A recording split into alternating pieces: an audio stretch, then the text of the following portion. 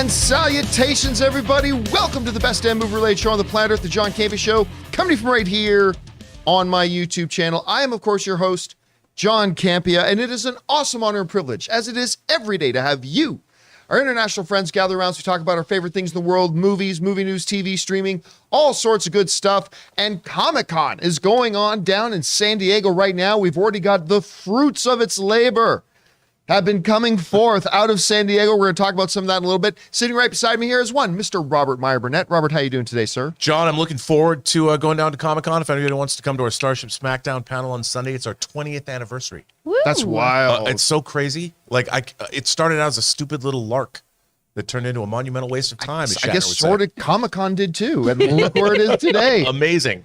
Sitting over there, of course, is Chris Carr. Chris, how you doing? Doing great. Starting the day strong. John didn't think I wore pants to work today. It's been a great day. Okay. Look, if you were to see, she's wearing flesh-toned leggings. Pink. How real do you think I am? They were kind of flesh-toned leggings. And from a distance, I thought she was wearing a very... I take no pants day seriously. I thought it was like a club dress you were wearing when you came in. And so it's like, I love that you think I go to the club. That's sweet. Oh, you run the club. What are you talking about? Welcome to Club Nadia, everybody. I'm Nadia. It's my club. Sitting over there, joining you guys in the live chat. Ray Orr is here. Ray, how you doing? Whoa. Hold on. I hate to interrupt, but I literally just threw it to you. You're not interrupting. Dave XP just gifted 50 John Campea memberships. What? This guy, someone got paid on Friday, and I believe it's Dave XP. Hey, look at that chat. It's just gifted. So now I'm going to have to be banning a lot of premium members. That's a weird feeling when there's a premium member. Memberships? 50. You ban premium members? No, I try not to, but if they do something poopy, that actually was gifted a membership, and they're actually in the chat. But also, I got to get back to this. Like, Dave, I mean, honestly, and I feel bad about this. Did you accidentally hit a zero? Yeah. Like, that's a lot, dude. Thank you so much. That is awesome right now, for everybody. He's pulling out his hair. It's like a living example of Scott's tots. He totally ruined my Comic-Con joke. I was about to say, according to you guys, some babies were made last night. And some babies are going to be made tonight. Some members were made today. Some members were made today. By the way, running the show, producer Jonathan Voico. Jonathan, how you doing? Hey, I survived the week. This is coffee. Oh, I know. And thank goodness it's Friday. And of course, congratulations to all of you guys for making it through to the end of another week. May you have a marvelous weekend ahead of you planned, filled with fun and relaxation, preparing you for another week of triumph and victory next week indeed. So guys, here's how today's show is going to go. We're going to break it down into two parts. In the first half of the show, we're going to take some predetermined topics. And in the second half of the show, we're going to take your live comments and questions. Here's how you do that. Number one, you got to be watching the show live. Number two, when we get to the end of the main topics, if you got a thought, opinion, comment, theory, observation, question, whatever, you can fire in your super chats because we will announce at the end of the main topics that we're opening up super chats.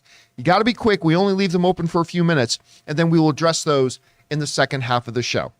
So without any ado, why don't we just dive right in to our main topics today? And here's how we select our main topics.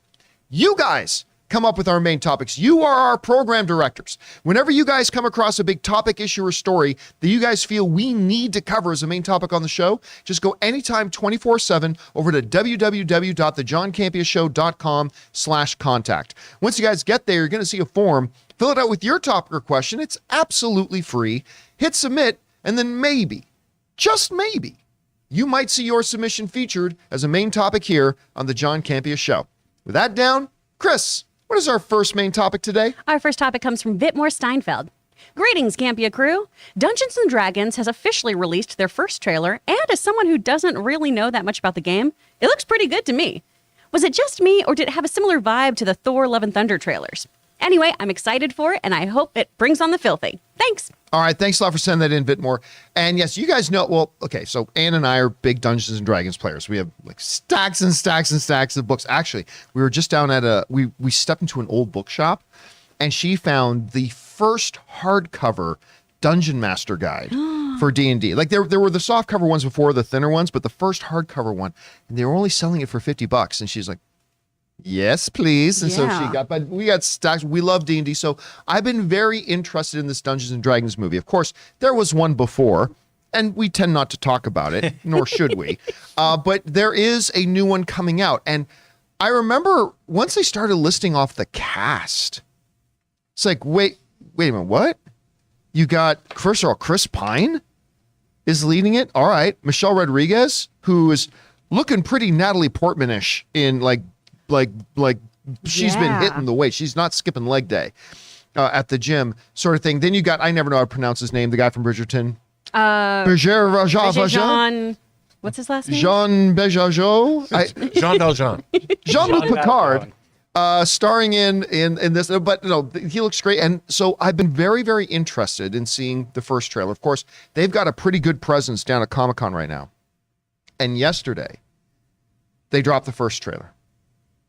And I got to tell you what, I really liked it. And I'll tell you why I really liked it. And I got into a discussion online with some people, and they were saying, some people were saying to me, and here's the other thing, our friend Kyle Newman, who I just went to the premiere of his new movie, One Up. Check it out. It's on Amazon Prime right now. Go check that out. He also directed Fanboys, across like that. Massive, world-renowned Dungeons & Dragons player. He's literally wrote the book on Dungeons & Dragons. Like, totally. So I actually was texting with him last time saying, curiosity, what did you think about the trailer? And he was like, I dug it. And here's why. A number of people wrote to me, it's like, I was hoping for something like more Game of Thrones, something a little more like Return of the King, Lord of the Rings.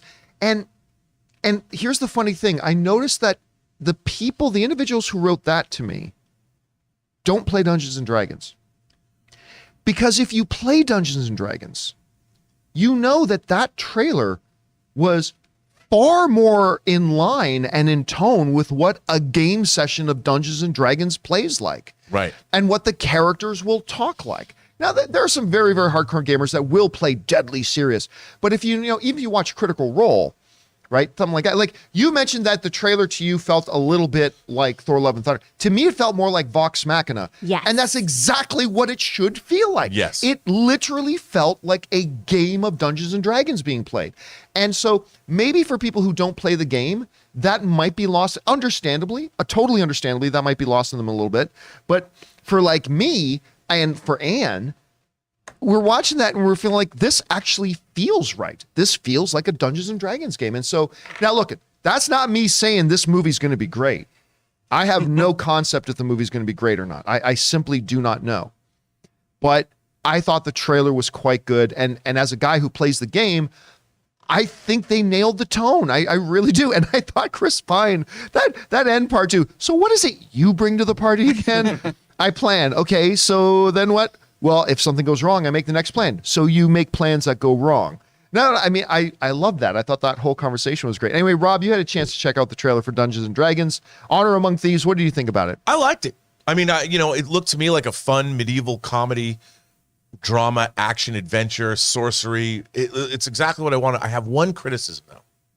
My only criticism is that it's very difficult to listen to people with standard American English accents where there's medieval castles I involved. love it. But remember, this is not medieval. This is a totally different universe I and know. world. Have you ever seen Robin Hood, it Prince just of took me a Thieves? minute. Have you ever seen Robin Hood, Prince of Thieves? Says Jonathan. That bothered me too.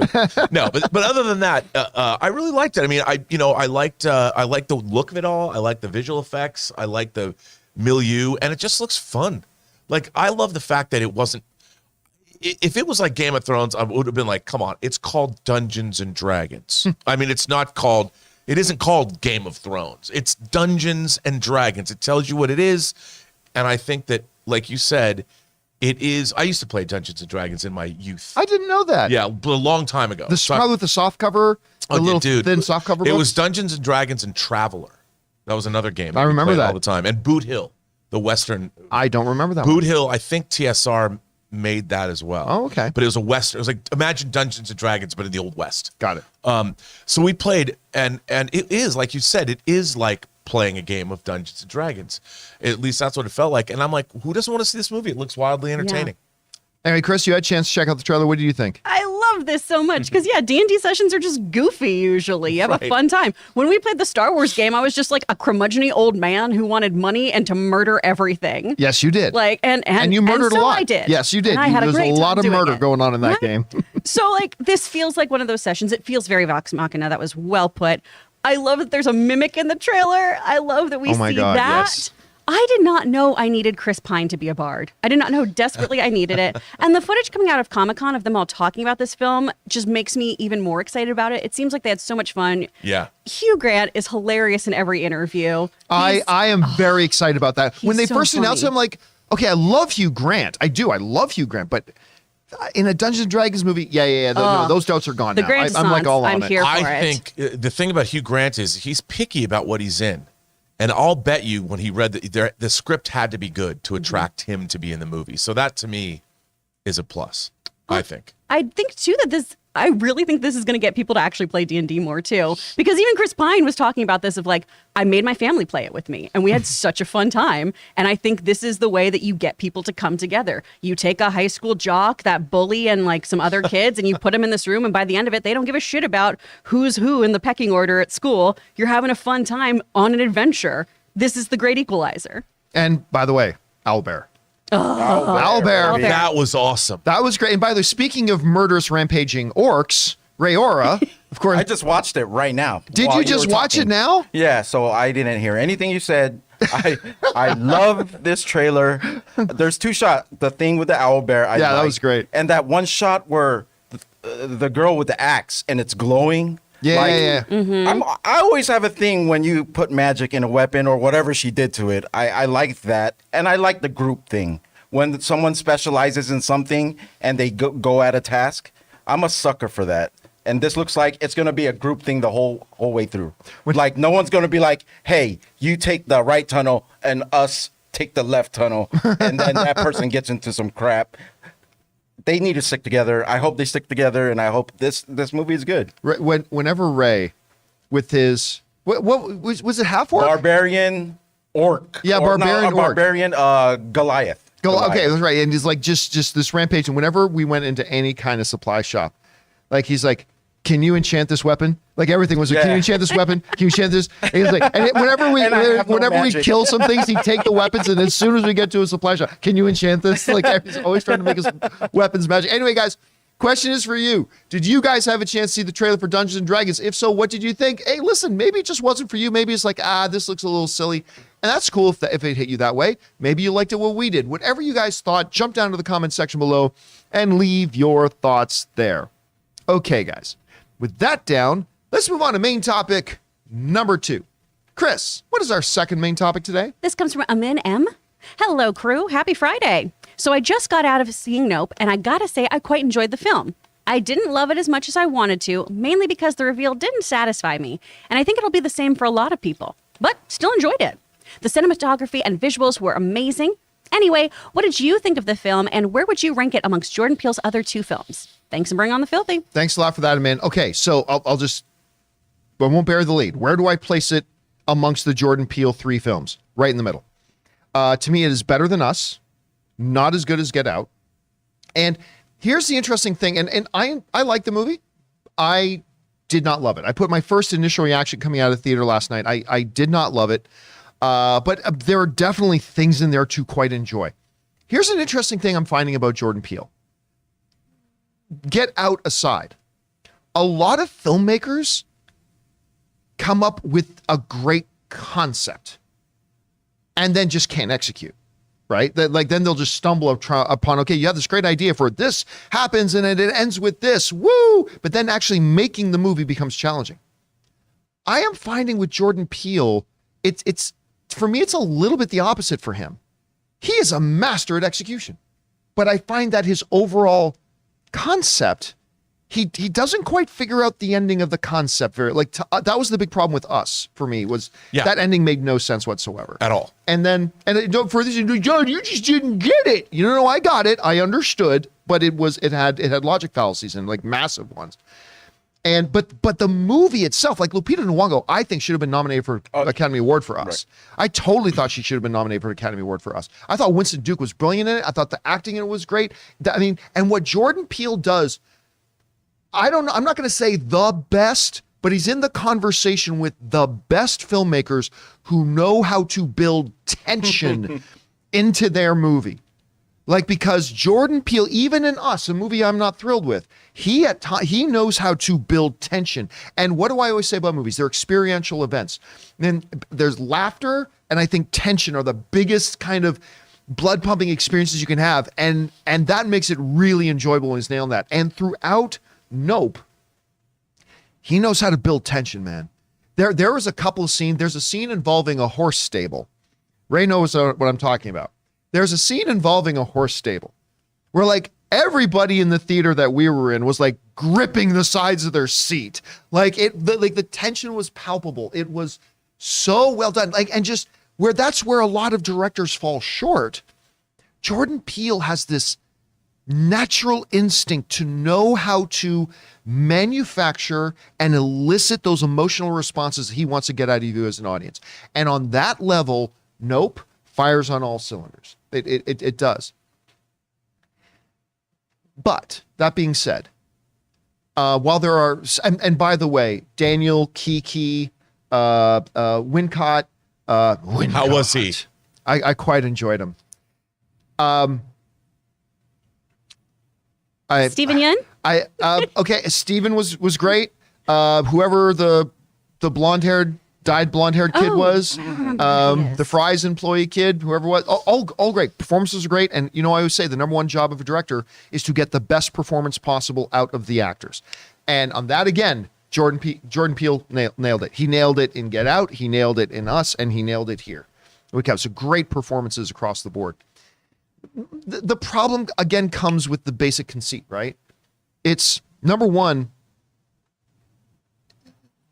this movie definitely drags in parts. And when I say parts, I don't mean 5-minute stretches. I mean, like, there's like a 25-minute stretch where I just felt like it really dragged. There's two characters that get introduced at different points in the movie. And between the points when this one character gets introduced and when this other character gets introduced, Ray and I were talking about that, everything in between just really felt like it dragged. Like, this movie ends up being 2 hours and 5, 2 hours 10, can't remember. Hour 45 would have served this movie much better. The ultimate ending, everybody's talking about the twist in the movie. Like Min said in the email, I did not find very satisfying at all. It ends very awkwardly. And I will say this. There's a character and a subplot in this movie that I enjoyed. But when you reflect on it back, you realize they were completely pointless and didn't need to be there.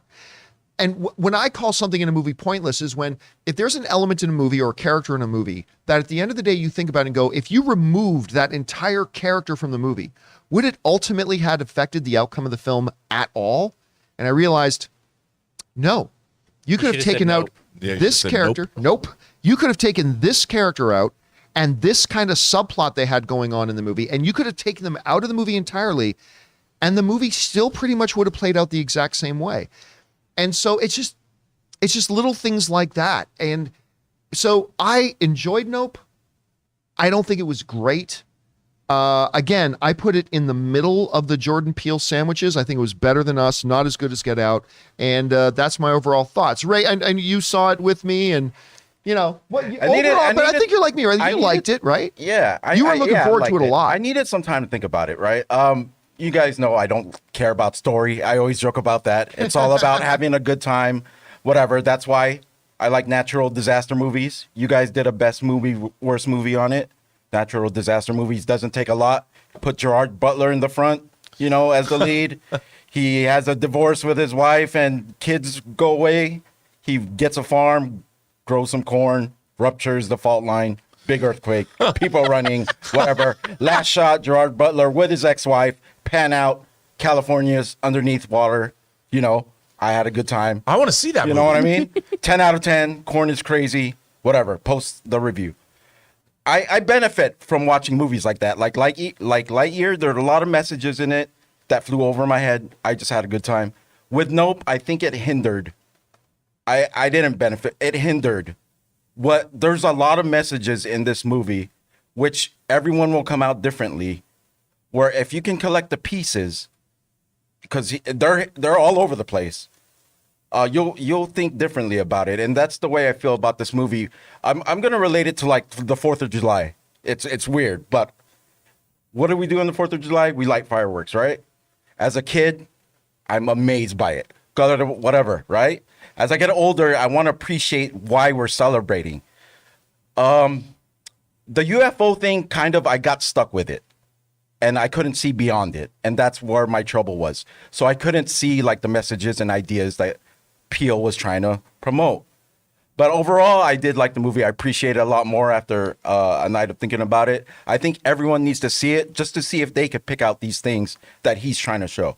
You know what I mean? So that's it. And again, I'm already seeing some people in the live chat saying, no, John, you don't understand the monkey. And it involves a monkey. The monkey was so important. No, I'm going to do an open sport discussion about this on Sunday. You could have taken the monkey and what it's connected to in the story completely out of the movie, and it wouldn't have affected the movie. And I will go through step by step as to why that's the case.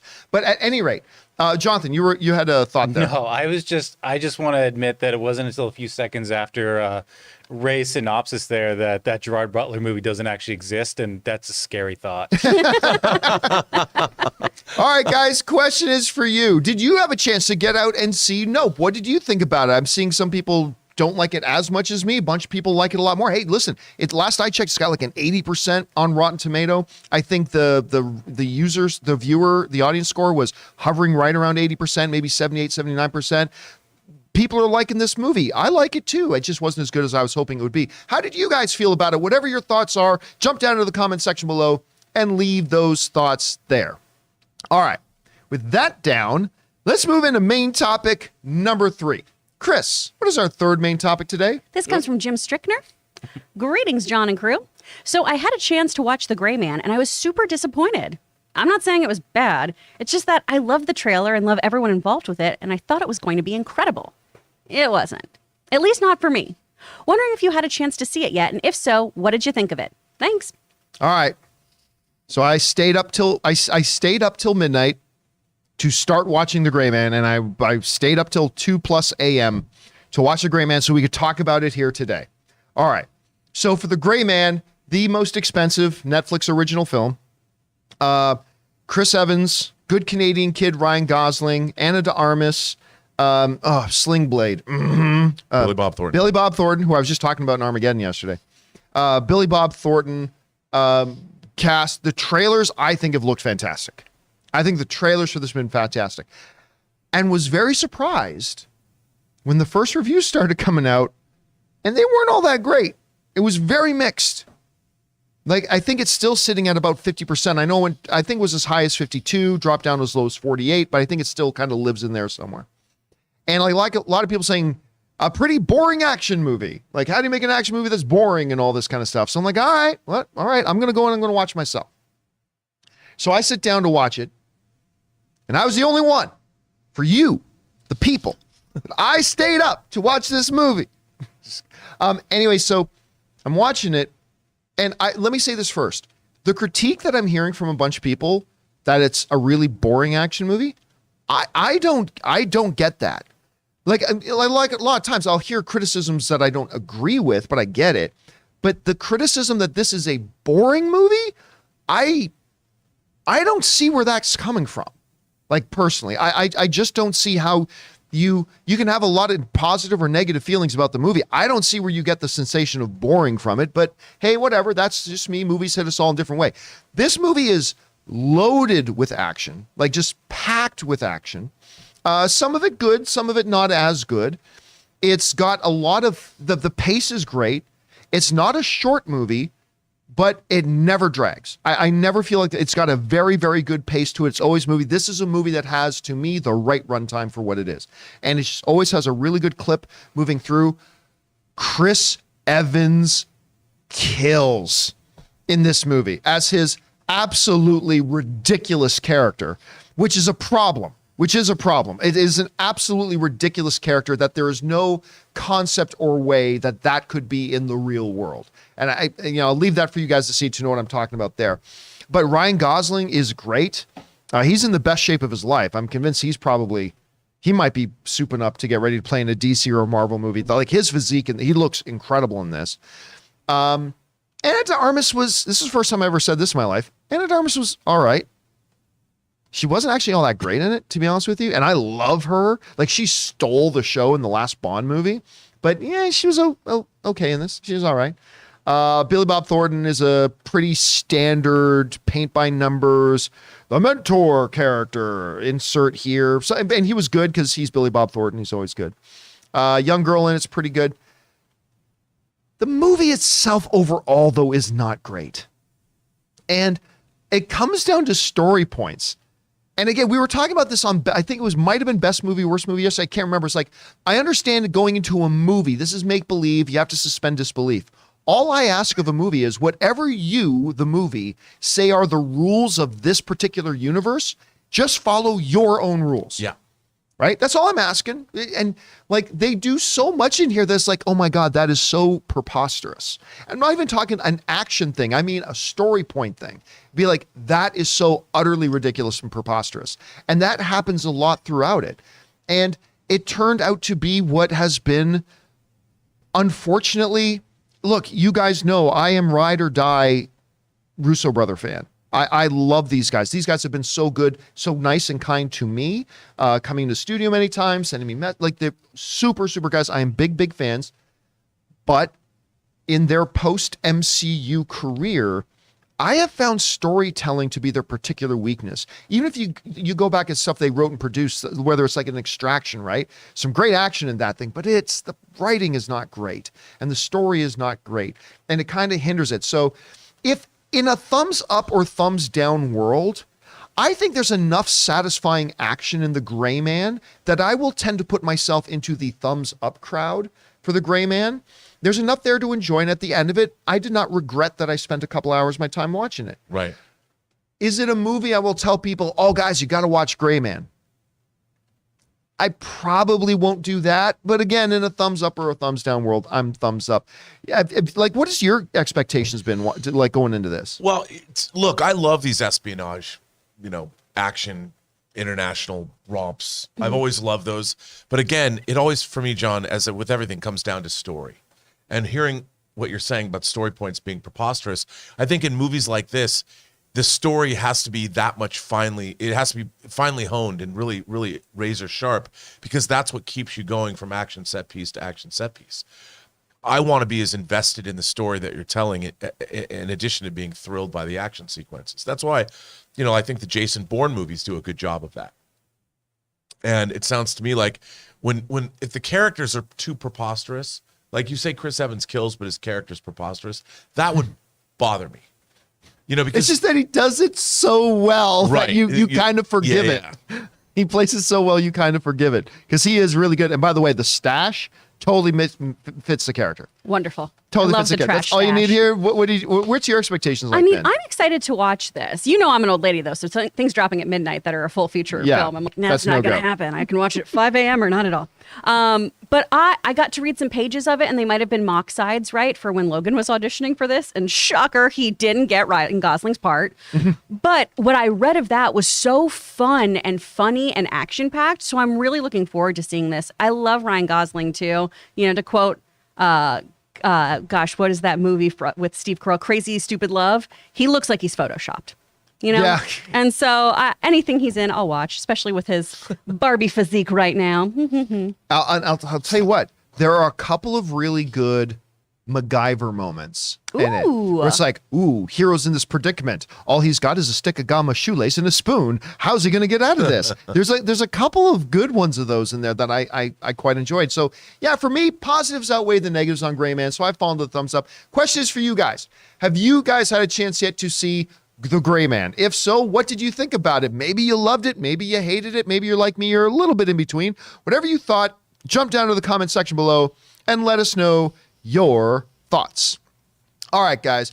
Before we move on to our next topic here, we're going to take a second and thank one of the sponsors of today's show, our friends at Storyblocks. We want to take a moment and thank the sponsor of today's video, Storyblocks. Guys, I have been an enthusiastic fan and user of Storyblocks for years. I go to them whenever I'm in need of content creation assets like royalty-free music, video clips, or templates for my creative projects, ranging anywhere from little editorial videos to my very own full-feature documentary. Storyblocks helps you bring your stories, videos, and projects to life without sacrifices due to time, budget, or access to resources. They have over 1 million different story assets ranging from stock videos, audio and music, an in-browser video editor, and they feature pre-designed templates, animations, and outros. Storyblocks uses an affordable subscription model, and their unlimited access plans offers, well, unlimited video and audio downloads rather than a costly pay-per-clip model. With Storyblocks, you'll be able to create more content and, more importantly,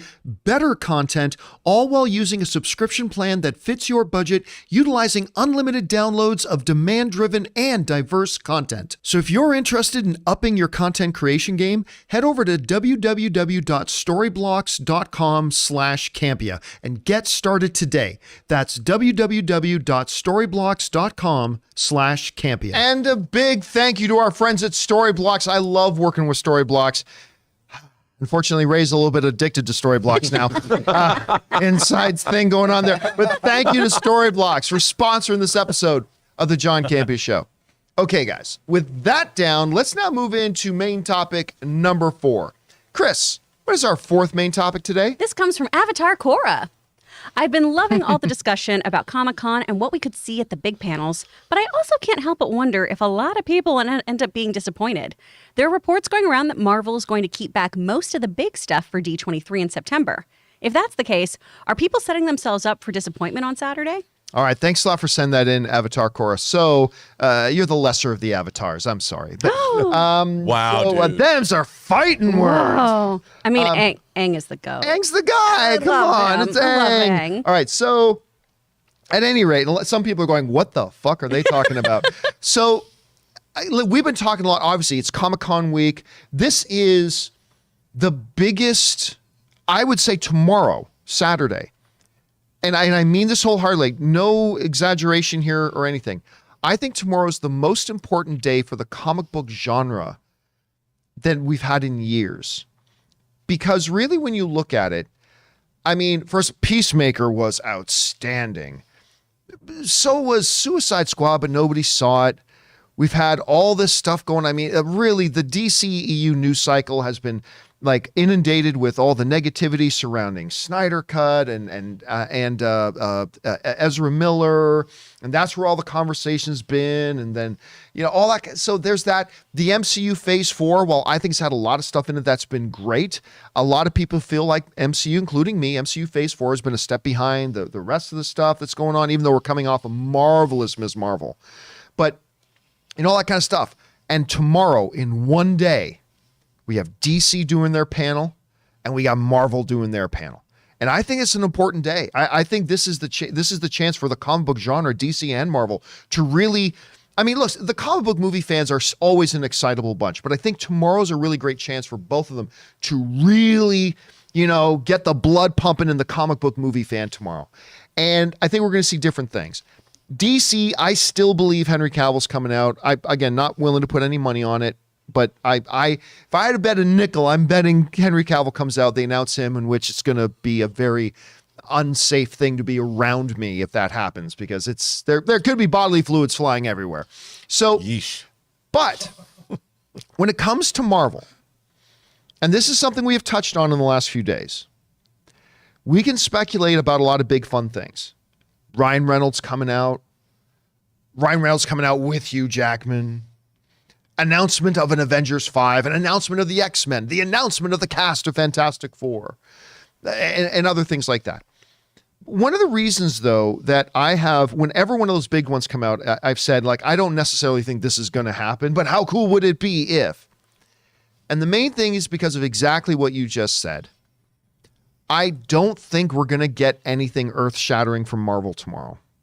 I think we're going to get very, very cool things from Marvel, but I think it's going to be limited in scope and in content. And here's why. Number one, Marvel tends to promote what's right in front of it. And we've got two significant things coming out pretty quick. We've got She-Hulk and we've got Black Panther. This panel is only 1 hour long. We got to keep that in mind. This isn't a day. This is 1 hour they have this panel. And I don't think it's an exaggeration to say, I have a feeling a good 20 minutes of that hour are going to be focused on Black Panther 2. And probably a good 10 to 15 are going to be focused on She-Hulk. And maybe even a little bit for Echo. Or, some other things they've got going. Secret Invasion. What's that? Secret Invasion. Secret Invasion, stuff like that. We got the Marvels coming, Guardians of the Galaxy, all that kind of stuff. But that doesn't mean I don't think they can't make a presentation that's going to be very exciting nonetheless. You show a Black Panther trailer tomorrow, which I really believe they will. That's going to be incredibly exciting for the fans. You show us more footage or another trailer, second trailer for She-Hulk, I think it's going to be very exciting for the fans. You drop us our first footage of Guardians of the Galaxy 3, I think it's going to be very exciting for the fans. There's a lot they can do without having a DC Henry Cavill coming out on stage moment. There's a lot you can do that'll have the whole fan base in Hall Henry all excited and clapping and feeling good and energetic, right? But while I believe there is a chance for these other things, I think things like Ryan Reynolds, Fantastic Four cast, director of Fantastic Four, Avengers 5, the X-Men movie.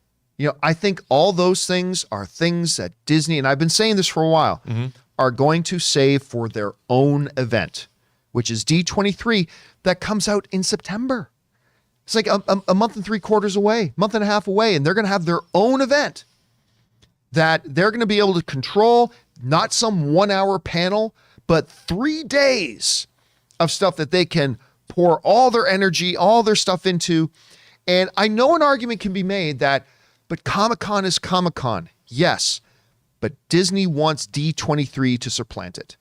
And if they're going to do that, they got to save the big pops for that. And that's why I think, the last D23, that's why it's there that they had Obi-Wan announced, that Ewan McGregor was coming back, that they announced a bunch of the Marvel stuff and the DC stuff. It's why at D23 they announced Moon Knight.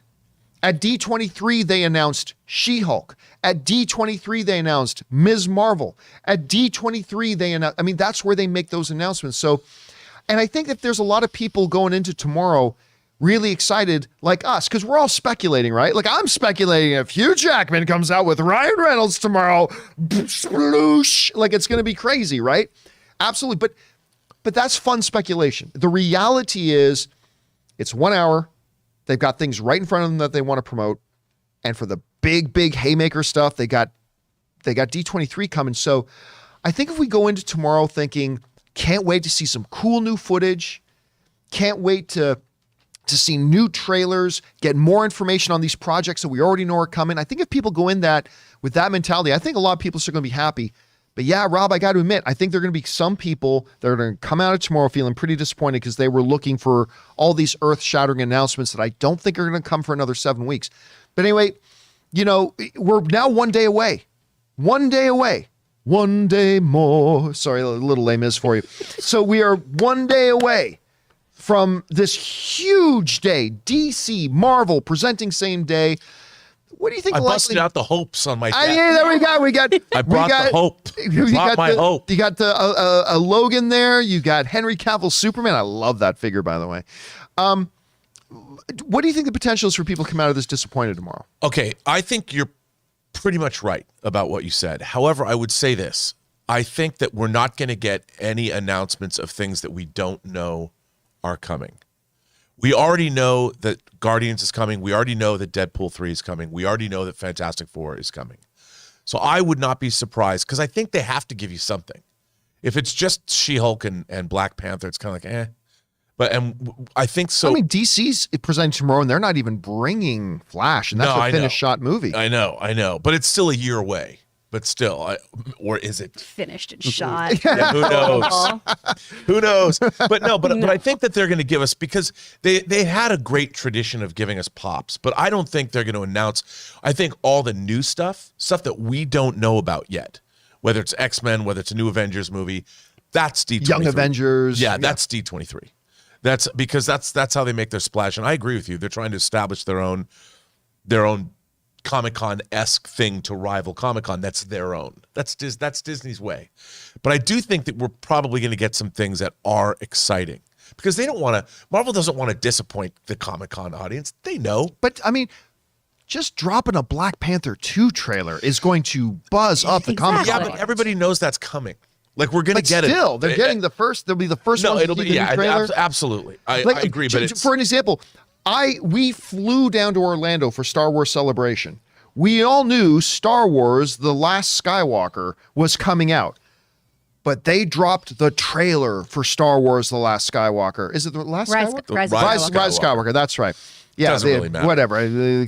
So the Rise of Skywalker. No, not the Rise. It was the Last Jedi. That's what it Oh, was. okay. So we knew, everybody there knew the Last Jedi was coming, of course, but they showed the first trailer for it, and that was enough for everybody. yes, but that's because Star Wars is that's what you went to see. Right. It didn't have to be anything else. That's true. That's a good point. You know this, but I do think that I think for sure. Of course, I'm fascinated by Wakanda Forever.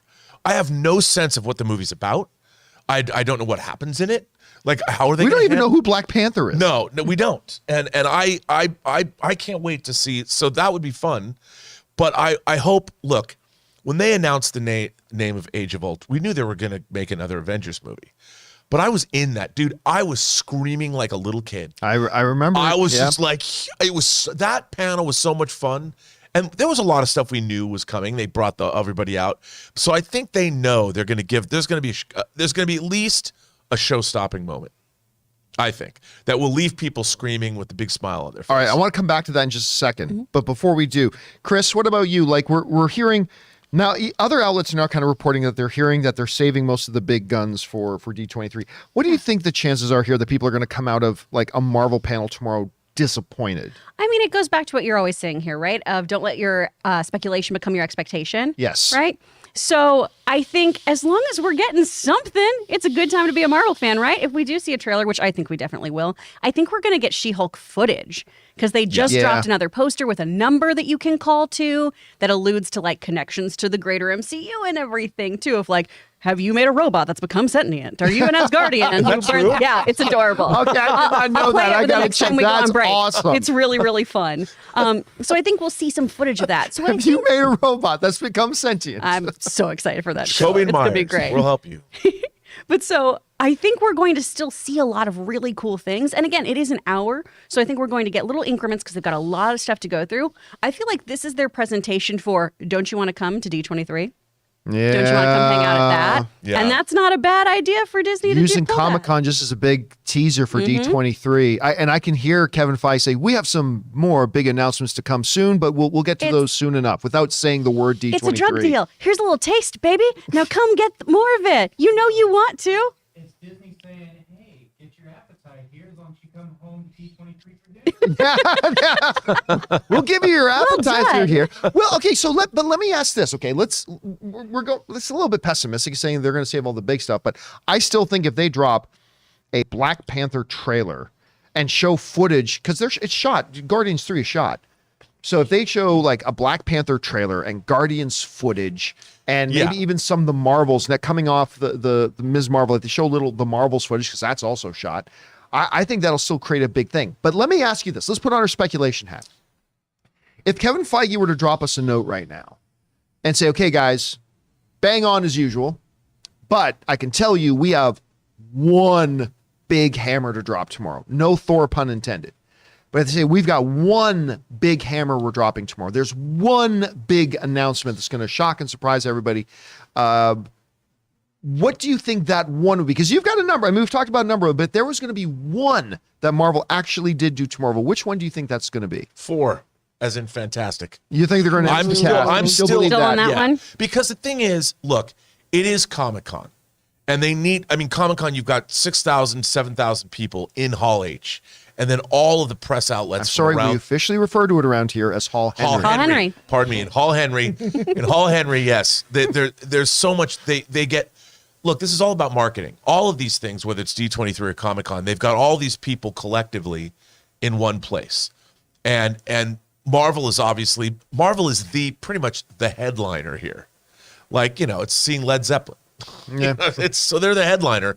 They have to play an encore that's going to be memorable. They're going to give you the hits. They're not giving you B-sides. Yeah, that's exactly right. That is exactly right. So they got to come out with something memorable, and I think that would be memorable. The cast of Fantastic Four and the director, because that's Kevin Feige's style, and that will lead. Everyone's gonna be like, and then Kevin Feige will be like, but wait till you hear what we're going to announce at D23, because you got to leave people screaming with something, and they'll do. And by the way, the Fantastic Four will be surrounded by the cast of Black Panther, Wakanda Forever, the Guardians of the Galaxy, She-Hulk, and whatever else. They'll all be on stage together, and then they'll bring out That'd be a great photo op. Marvel's first family. The Guardians of the Galaxy, James Gunn has said this is the last time this group is going to be together. One family's out, the new family's in. Can you imagine? So the one moment you think is going to be the announcement of the Fantastic Four. All right. For me, if I had to guess the one big pop moment that they could potentially drop, I got to go to Deadpool 3. I got to go to Ryan Reynolds. I mean, because that's a little bit more along the ways. Like, we already know the script's written, or at least that they're in the process of, they already established can be rated R. They've made a lot of, they've been working on this thing since, well, I can tell you they've been working hard on the script since December. Yeah. And so I would think that if any one thing is going to happen, it's going to be Ryan Reynolds. The Hugh Jackman coming out with him part, that's a wild left theory fan fantasy. I mean, if they did, it would be awesome. But you think maybe? But I think maybe. Just maybe. I think if it was going to be one thing that was going to be a crowd pop that was unexpected, it's Ryan Reynolds coming out to officially announce Deadpool 3. So that's mine. So you think it's a fantastic forecast. I think the one potential one is the Ryan Reynolds thing. What do you think? If you had to pick one thing was going to be it, what do you think it's going to be? I think it's Ryan plus this guy. You still really are on the Hugh Jackman I think thing. Hugh Jackman is going to be there. I am so excited for this. I maybe it's not going to happen, but the whole Disney Plus drop just seems so coincidental. So coincidental. The friendship and rivalry between those two guys, even if it's just Hugh Jackman just out there to be like, I'd like to bring my friend out, or he's dressed as Deadpool and he takes the mask off to just announce things. Disney's got that star power. They can do this. They can pull some strings. Hugh can be there. You know what? I want to change my mind. Oh. You guys, you think something is more likely than the you guys Fantastic have Four? convinced me. Now that I'm thinking about it, now I'm hearing you talk about this, for the Comic-Con crowd, that would be, the Fantastic Four is more of a Disney-oriented thing, family-oriented. The Fantastic Four being more, I think that Deadpool 3 is more of a Comic-Con crowd pleaser. That's a huge, because remember, where did they first do that leak of the Deadpool test footage? Yeah. It was at Comic-Con that made the franchise happen. And you know what? D23 is all of Disney. It's not just Star Wars or Marvel. Yeah. It's all the animated shows. It's Frozen 587, whatever the hell they're going to announce, but it's their theme parks. It's for all the Disney crowd. Deadpool 3 is not exactly on brand for Disney, even though it is now. Right. Whereas for Comic-Con, you're right. You know what? So my bet, I rescind my bet. Sorry, Ray. I'm rescinding my bet because will never they've get a hot convinced me. I'm toy. welching on our bet. But again, no, the bet still stands. The bet still stands. That's all right. He can watch it. The bet I'll still get you a hot stands, though. toy, If no director or cast are announced for Fantastic Four, you have to buy Ray a hot toy. If they announce the director and the cast, I have to buy Ray a hot toy. And if it's somewhere in between, we call it a push. Okay. All right. But you've convinced me, though, because I think now that hearing you both articulate this, I'm like, you're right. You're right. Okay, go ahead. And all they got to do is like, all they got to do is just put one guy on a plane. All they got to do is get Ryan on a plane and fly him out. So, I mean, And also, I think in Deadpool 3, having Wolverine is a great bridge from Fox into Disney somehow. I mean, in terms of the storyline, because, we saw Deadpool traveling through different realities at the end of Deadpool 2. And if he's still doing that, if the movie were to open that way, it'd be a hell of a way to open the movie. You can get a scene where maybe Wolverine and Deadpool do something together, and then Deadpool winds up in the universe where the MCU is. That's a great, so you could give him a 10-minute cameo at the beginning of the movie, and people would love that. how good would this be if, like, Deadpool meets a Zac Efron or Taron Egerton Wolverine, and he says, "What's the problem?" And He looks at him and then he holds up a picture of Hugh Jackman as Wolverine, Yeah. then looks at it, goes, nothing. It's just like, I don't know. It could be. But anyway, guys, question is for you. You got to keep in mind that they only have 1 hour panel to do, and they're got to promote Black Panther 2 a lot, and they got D23 coming. Do you think that sets up people kind of getting their expectations too high for what they can announce? If you think there's one big announcement they're going to do, what one thing do you think that's going to be? Or maybe they'll do tons more. Whatever you guys think, jump down to the comment section below and let us know your thoughts. All right, guys. We are now going to open up the super chats. If you guys have thoughts, theories, opinions, comments, questions, whatever, you can start firing those in now, and we will spend the second half of our show addressing your comments. However, before we do that, we want to hear from another sponsor of today's episode, our friends at BetterHelp. Hey guys, we want to take a second and thank the sponsor of this video, BetterHelp. You know, in the age of social media, you might think that everybody's life except yours is perfect because everybody always posts the best memories, the most glamorous shots. But you and I both know that's not how life is. We get pitched some serious curveballs, and sometimes it seems like a lot of them. And you know, we always encourage each other to get out there and to get into better physical health, going to the gym and eating right. But it's about time we started paying more attention to our mental health as well. And that's where our friends at BetterHelp come in. Because see, BetterHelp is not a crisis line. It's not self-help. It is professional therapy done securely online, available to people worldwide. You can log onto your account anytime and send private messages to your therapist, or you can schedule weekly or phone-only sessions if you're one of those people that's not really comfortable being on camera. And getting therapy every week is as easy as just a few clicks on your laptop or phone. It is time to invest in your own mental health, and BetterHelp is a great way to invest in yourself. And right now, they have a special offer for all of the John Campea Show listeners to get 10% off your first month at betterhelp.com/Campea. That's 10% off your first month of online therapy at betterhelp.com/Campea.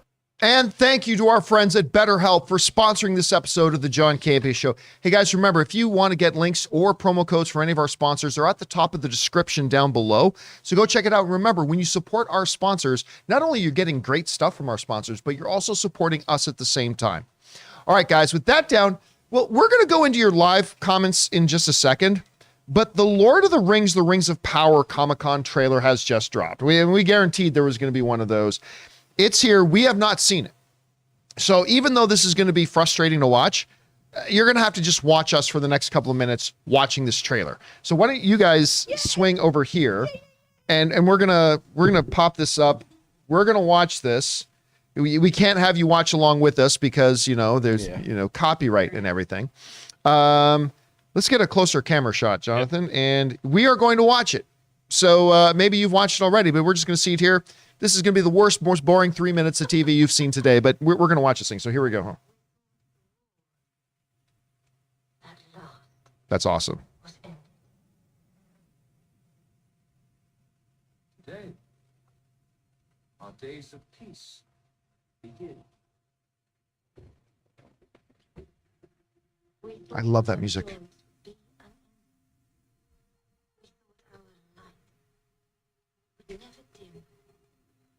These nights are strange. I still want to know what that comment is. Woo, Palanthea.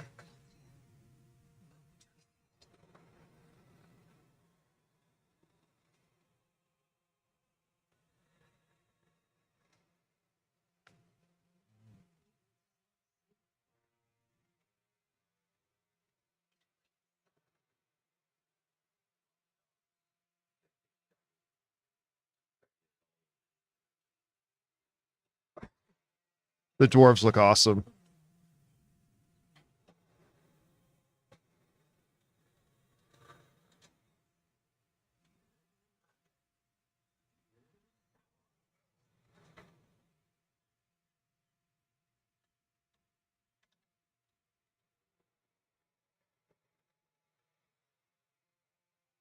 This does not look like a TV show.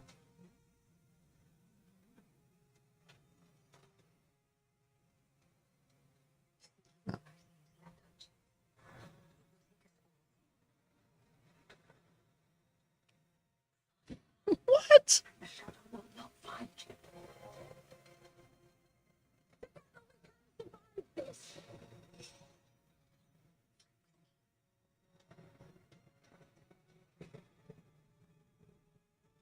Each of us must decide who we shall be. Okay.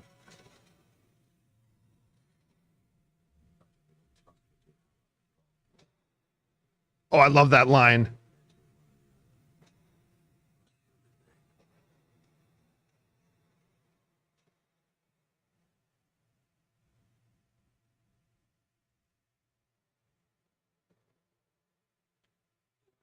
What?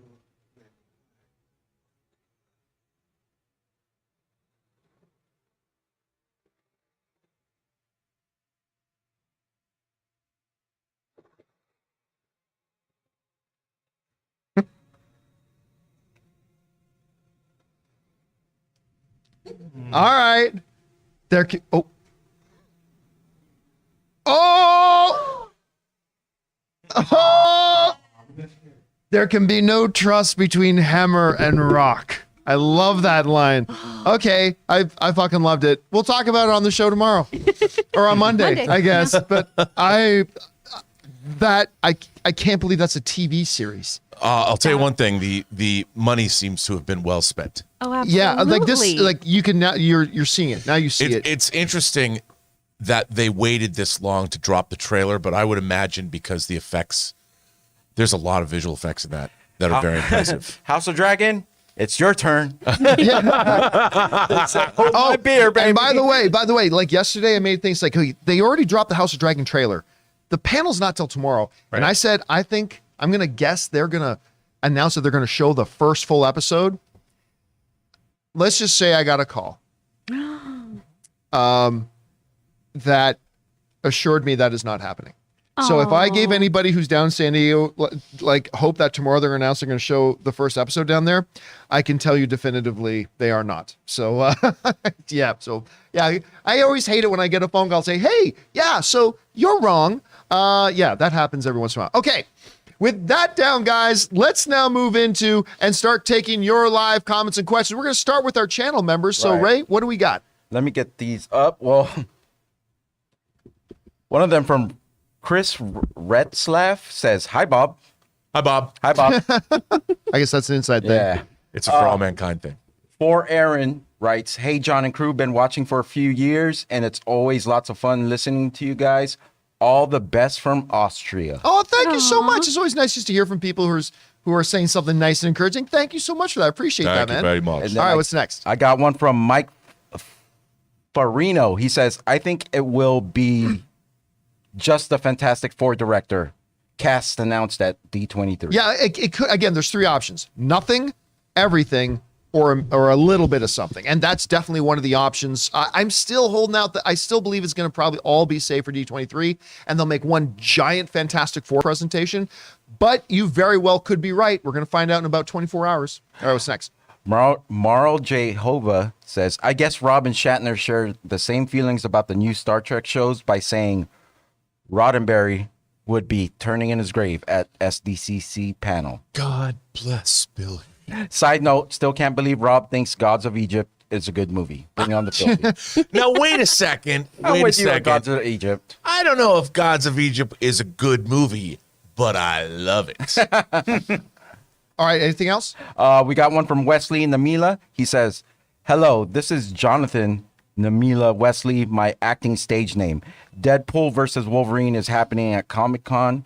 Superman versus Black Adam is happening. Wow, crazy times. By the way, WrestleMania 39 tickets are on sale right now. Bring on the filthy." I mean, listen, I think even if Wolverine is going to be in Deadpool 3, and that is a long stretch, it's going to be cameo or short. I do not believe for a second we're getting Deadpool versus Wolverine. I don't think we're going to get that. I want to see tap dancing Wolverine. I want to see a dance musical Yep. number with Wolverine and Deadpool. There you go. That would be awesome. Is there any more? I think there was one, but I was watching the trailer with you guys, and I can't scroll up to find it. So All right, whoever for that now, was, let's I'm just sorry. move on to the Yeah. super chats. All right, what we got in the super chats? We've got some support from Samus Knight, so thank you so much. From Caden, Avengers Kang Dynasty, Avengers Secret Wars, Captain America, New World Order, all just got trademarked. Yeah, but we have seen this happen for years. All these reports of Marvel just trademarked blah, blah, blah, blah, blah, blah, blah, blah, blah, blah, and none of them ended up being made. So, I mean, it could be something. Don't get excited about, because we've seen this happen over and over and over and over again for the last 10 years. Any thoughts on that, Ron? No, I think you're right. Could be video games too. Could be anything. Yeah. Could be anything. All right, what's next? From Sam Fisher, are you going to do a live watch along with the Marvel panel or a breaking news watch on Saturday, like Ticket Review Watch? I would absolutely watch. Yeah, so here's the problem. There is no live watch because they do not stream the panels at Comic-Con. They never have. I don't think they ever will. They should. I think they totally should, but they don't. So, no. And I thought about it. I don't really think I'll do a reaction news watch, because that'll just be a video of me sitting here looking at my Twitter feed and just refreshing my Twitter feed. And so I think we'll just do obviously a very big discussion on Monday and break it down on Monday. What's that? It'll make a nice Monday show. Yeah. It'll make a really nice Monday show. So that's probably what we're going to do. I mean, if they live stream those panels, absolutely we would have done that. Yeah. But since they don't, there's really no point. Do D23, do they live? Because I know like Star Wars. No, they does. don't. Okay. No, they don't live stream either. All right, what's next? Oh no, we'll have to go to D23. Darn. Zach Marcello saw Nope last night and ultimately felt like it peaked in the middle third, culminating in the rain scene. Definitely enjoyed it, but didn't love it. I've been thinking about it a lot since, however. I agree. Like, listen, there are many things to like about it. The tension building, the performances, stuff like that. But at the end of the day, the overall concept of it, I feel, was left wanting. I think you're right. It peaks kind of in the middle of the film. Had a very, I'd say, not disappointing ending, but what's the word I'm looking for? I'm not really sure, but not completely satisfying ending. So I get what you're saying. For me, it's a thumbs up movie, but again, I put it in the middle of the Jordan Peele films. All right, what's next? From Suthius, Scrumpy and Scrampy, Schnepp's fave ex-actor casting. Yep, that's pretty nice. Like, he would always make up words, which is great. It was always generally started with scrim scram or something like that. That was great. All right, what's next? From Andy, 1 of 3, sending in a $20 super chat. Thank you, Andy, and good luck. Let's see if we can get 3. It's not advisable. Oh, sweet. Okay. I've processed Sunday's Riverdale episode, so I'm going to trigger you now, Chris. Okay, let's go. This is all literal. Betty's resurrected sister, Polly, washes Betty's feet and somehow cleanses her of her sin, her serial killer genes, and her being the biblical whore of Babylon. Jughead uses telepathy to open a portal to the Rivervale universe and meets Rivervale Jughead and narrator Jughead, who must write to keep Rivervale alive. Jughead also meets Satan and learns that Riverdale's This is not real. evil sorcerer Mayor Percival actually came from Rivervale and traded his soul in 1580 for immortality. Pop's Diner is actually a cork on a hellmouth, and Percival wants to run his ghost train on the land to gain immense power. What is this show? What has it become? How is it was that just a teenager real? who was like, should I play football or play guitar? Also having sex with my teacher. Like, what is this now? Also having sex with my team. Like, I want to go to that high school. this show was literally a clever little Sleepy Town murder mystery. Yes. In its first season. And it was charming and quite good. If you had read that to somebody in the midst of watching Riverdale in season 1, they would call you a filthy liar. Yeah. Say, hey, come from the future. This is what the show's going to turn into. Nobody would have believed you. I thought that sounded awesome. If that comes into play, how smart are those writers?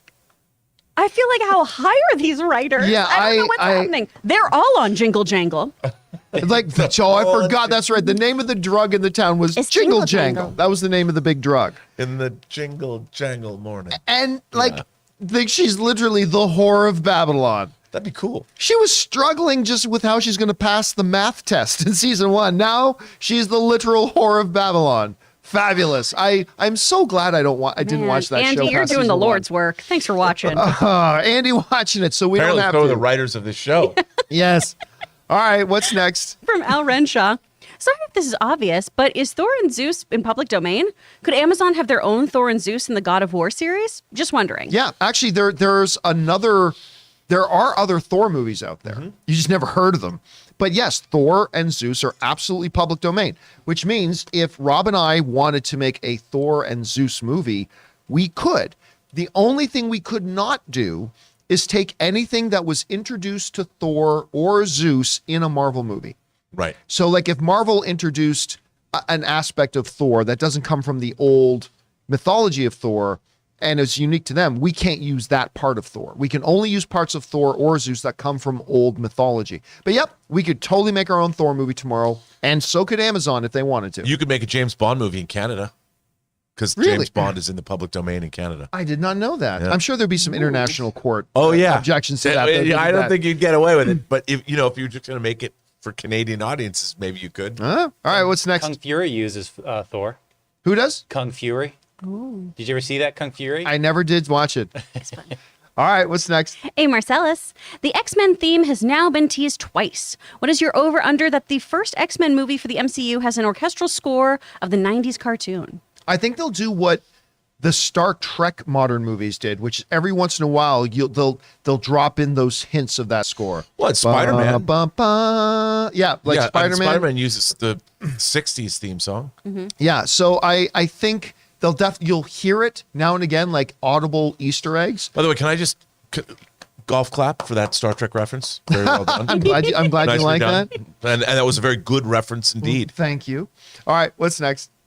From Dante Serecchia. Hi, campers. Someone this week brought up Darcy and Wu in an X-Files type show. Yep.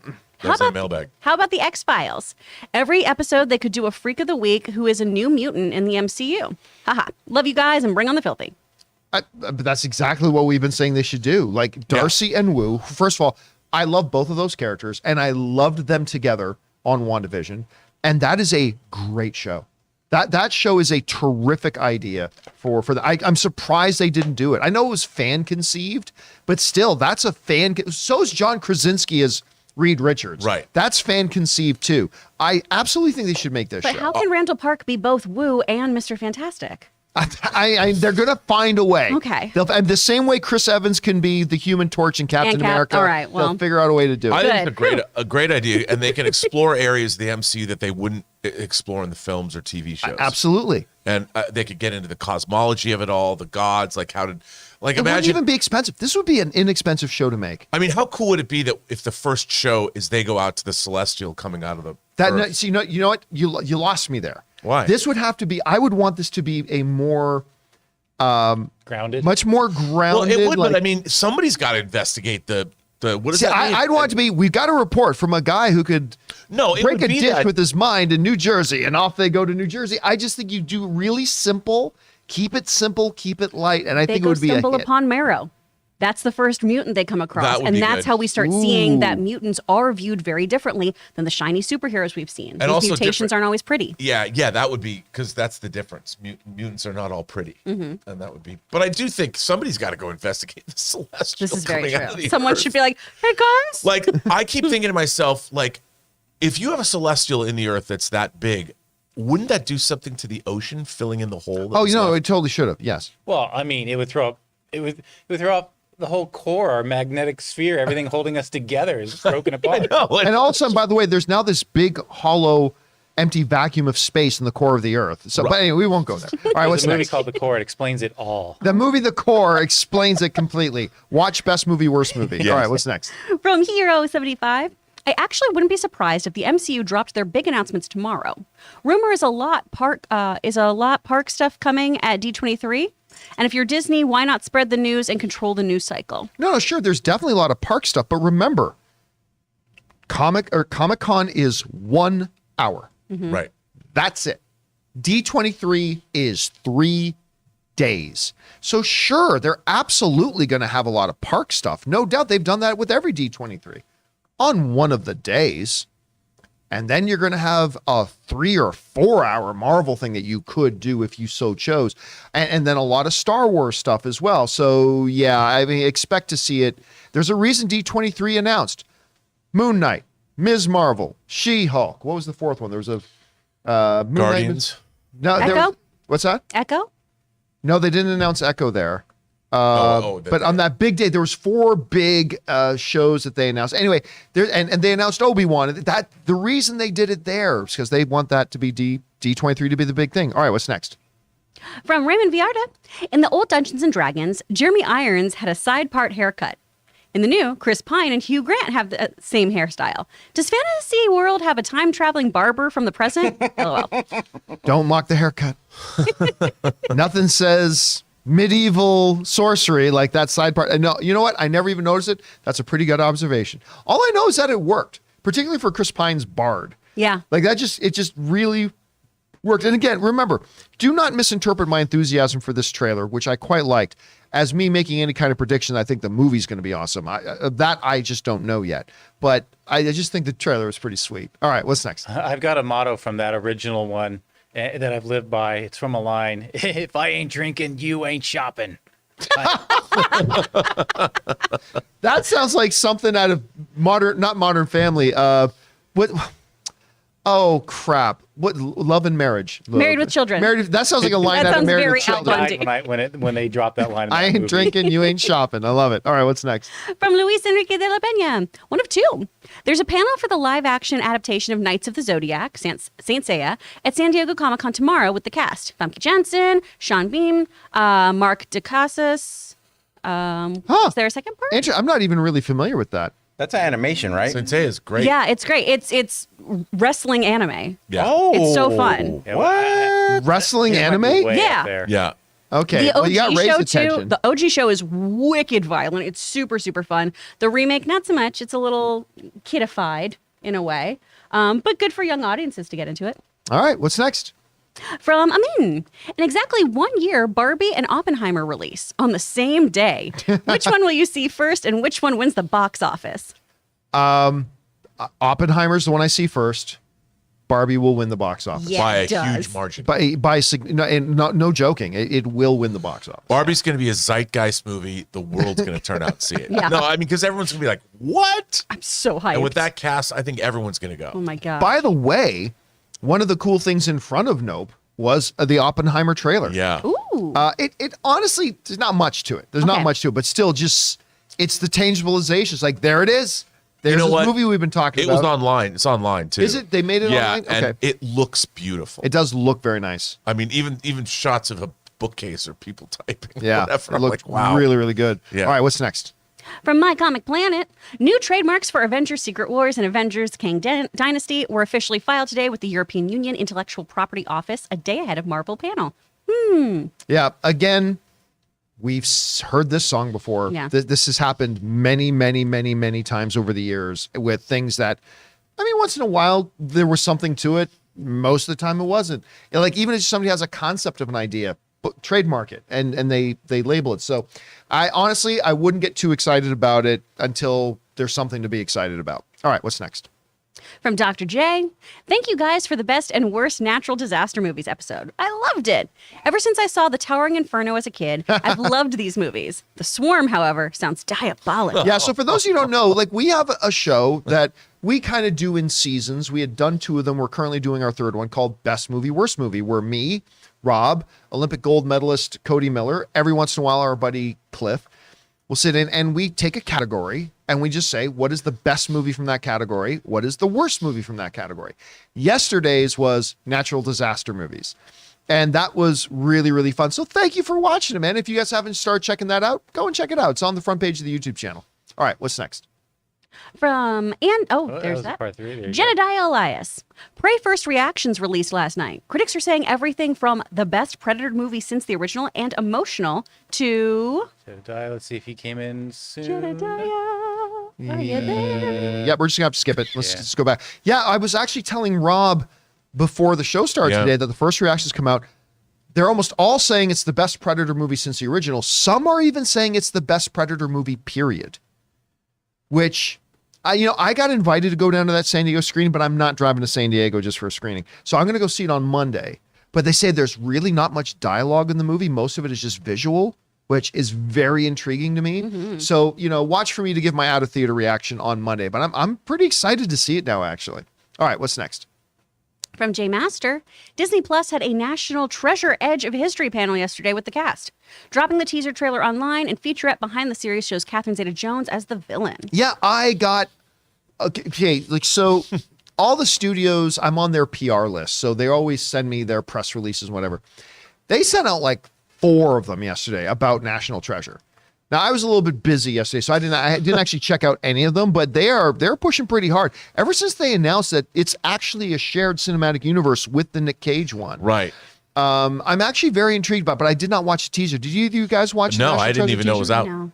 Yeah, I'll watch so it, though. that I just dropped saw the yesterday. wouldn't it be great if we got Nick Cage on here? He's a legend. I was like, yeah, Yeah, it would. do that. Why is this a conversation? Just do it. All right, what's next? From A. Marcellus, John, how high will you fangirl? How high will you fangirl scream if you see Cavill? No, it's going to be a very manly. No, it's not. Only dogs are going to be able to hear the noise that comes out of you. No. Everybody will be able to hear the noise coming out of my mouth. I will be very excited. Look, you guys know. I think Henry Cavill, Zack Snyder's Man of Steel is the most underrated comic book film of all time. You know, I love this movie. I like it more every time that I watch it. Some people mistakenly say it's John Campea's favorite comic book movie. It's not my all-time favorite comic book movie, but absolutely the most underrated. And I love this movie. And Henry is my favorite Superman. So yeah, it will be pretty audible. You will probably hear me from wherever you are. All right, what's next? From Al Renshaw, I want Pacific Rim 3 with Del Toro or Adam Wingard directing. I loved the first two movies. Yeah, that ain't going to happen. Oh, boy. There's not going to be a Pacific Rim 3. Ray, can you look up the box office for Pacific Rim 2? Get the worldwide, but it was significantly lower than the Yeah. box office It for was the quite first the one. disappointment, I have to say. And Agreed. you know, and listen, Guillermo del Toro has said if he was going to do another one, he wants this budget. And ain't 290 million. How much? 290 million. 290 million worldwide. And he says he wants basically that budget. Like he said publicly, I want like this budget, and nobody's going to give him that First money. one was 411. See, that was the same thing with the Hellboy franchise. Is that he always said, yeah, I want to make the third one, but I want $200 million to make it. And Legendary and we said, no, and nobody's going to give him that because the series just doesn't make that much money. So yeah, unfortunately, I don't think we're going to see that. All right, what's next? From Josh Becker, the new Rings of Power trailer looks awesome. Yeah. It looks awesome. I mean, I'm just watching. I'm like, this is television. Like this is TV. Like it's the first time that I've gone, okay, well, I see where the money's going. I can totally see where the money's going. I kind of wonder why they waited. I mean, we're just shy of a month, a little bit more than a month out. It's Comic-Con. I guess so. I guess they Today really was want a to drop panel. this at Comic-Con. Oh, yeah. All right, what's next? From Murray Reich, sending a $20 super Thank chat. you, Murray. Thanks, I saw Nope. I mostly enjoyed it. Had some issues, including the side story, which I personally thought was fascinating, but never got resolved. So ultimately, they could have cut that out. Ending was meh, though was entertained. The problem with the side story, side story was ultimately pointless. And I already see, no, John, you just don't get, no. I get it. I understood it. I know what it represented and how this setups our understanding of this character's this. I understood all that. But I'm still saying if you took a scalpel to it and took out, it ultimately doesn't affect the movie. And again, I think I'll do a spoiler discussion. I'm not guaranteeing it, but I think I'm going to do a spoiler discussion of this thing on Sunday, and we'll break that down. But so enjoyable, liked it. No, I don't know how many people in the business right now can do tension the way Jordan Peele does. Like it's incredible. I can't wait for him to do a full horror movie, like a like just horror. a full blown horror movie. Yeah. Like he's doing these psychological thriller / horror things right now, and he's clearly got a knack for them. I would love to see him embrace a pure, full out horror. That would be something I terrifying. think that would be fun. Chris is like shaking her head. No. I'm going to make it a Nope. very nice double feature of Nope and Marcel the Shell, so I have something to comfort me afterwards. By the way, the first time the word nope is uttered in this movie, I just cracked up. I mean, it's like, nope. Like, I just killed me. All right, what's next? From In My Humble Opinion Reviews, you think if Netflix put money into actually promoting their films instead of paying $200 million for them, they might be doing better? Well, I mean, look, I've always criticized that Netflix is the worst streamer for promoting their own material. Like a lot of stuff comes out. Like I always get messages. I have Netflix. I'm on it a lot. But I constantly over the years get messages from people, hey, John, have you seen this new Netflix thing? Blah, blah, blah. And I'm like, I haven't even heard of it. So now I don't know if that would necessarily turn the tide on original films and stuff like that. You got to be able to, like with The Irishman, they were able to promote it and promote critics love it, Oscar buzz, blah, blah, blah. It becomes a prestige. Same thing with Roma, right? And they're able to make that a prestige thing to try to entice in saying, well, maybe we should sign up for Netflix and watch these things. I had to come to work to learn about how to build a sex room. I mean, there you go, I right? mean, Nobody even known. no. And there it is. It's on their top 10 trending, for heaven's sakes. All right, what's next? From Smudge3. It is confirmed that Will Poiter will appear tomorrow at Comic-Con. Oh, that's great. Yeah, again, I think Guardians stuff is stuff they will show and discuss. Yep. So, but I don't know how long because they've only got an hour. All right, what's next? From Jasmine Jones. I watched Thor Love and Thunder last week, and it was all right. But then again, the Thor movies were never really my favorite. And, and that's the thing, like with Thor movie, like any franchise of things, right? Not everything is going to hit you the same way will hit some other people. That's the beautiful thing about film is we all have our different experiences with it. And if yours was just okay with it, then yours was just okay with it. All right, what's next? From Glenn Mark, Squee scored a writer-narrator gig for Aussie website Storyberries, covering fairy tales and original children's content. Neat. Owner Jade liked one of my tales so much that she asked to illustrate it. Oh, very Wow. neat. Congratulations awesome, on that, Glenn Glenn. Mark. That's really cool to hear. That's All really right, cool. what's next? From Suthius, 50 Shades of Grey Man. Make it happen, Hollywood. I think that would have been a more interesting movie. I think that probably would have been a little bit more of an interesting movie. But again, I'm thumbs up on it. I am thumbs up on Gray Man. It's just not that super high thumbs up, but a thumbs up nonetheless. All right, what's next? From Stubble McShave, I see Phase 1 through 3 as Feige's first album. He's now doing the dreaded second album. So far, the singles of the second album haven't lived up to Feige's debut album. I mean, it's still funny, like with all the moaning and crying you've heard me do about Phase 4, but the reality is there's a number of things in Phase 4 that I've really loved, like Shang-Chi, loved it. WandaVision, loved it. Ms. Marvel, loved it. But there have been like 10 things, and I can name maybe 4 that I loved. The ratio used to be like 4 things you love out of every 5 for me. Yeah. Now it's like 4 out of 10. And again, we've talked ad nauseum about why I kind of feel like it's kind of taken a step backwards in a way. But hey, make no mistake, they still put out some banger stuff that I really like. Some of his singles to me are still very danceable. All right, so yeah. Spider-Man No Way Home. Spider-Man No Way Home. Shang-Chi. was very danceable. Spider-Man, Shang-Chi, WandaVision, Ms. Ms. Marvel. And we're getting everything more else has been Spider-Man. listenable, right? Like, I think, in my opinion, is Thor is more than listenable, but whatever. People. yeah, can I mean, hate on I like Thor. Again, I don't think it's as good as Ragnarok, but I like Thor, Love and Thunder, and there's some things I don't like, but well, whatever. Thor Love and Thunder is like an Ace of Base song. A banger? that. Hey, he Ace could of have Base used was Ace of great. Base in that movie. That's funny. That's funny. All right, what's next? From Elmist, saw the Oppenheimer teaser, and it was great. Yeah, okay, look, I'm not going to say it was great because there really wasn't anything to it, but it was very pretty. And it just made me excited because it's the next Christopher Nolan film. And so, and I love the idea behind this movie. I love that they're doing this about Oppenheimer. So that was cool, but as a trailer, it's fine, but it was very beautiful. It was beautiful. All right, what's next?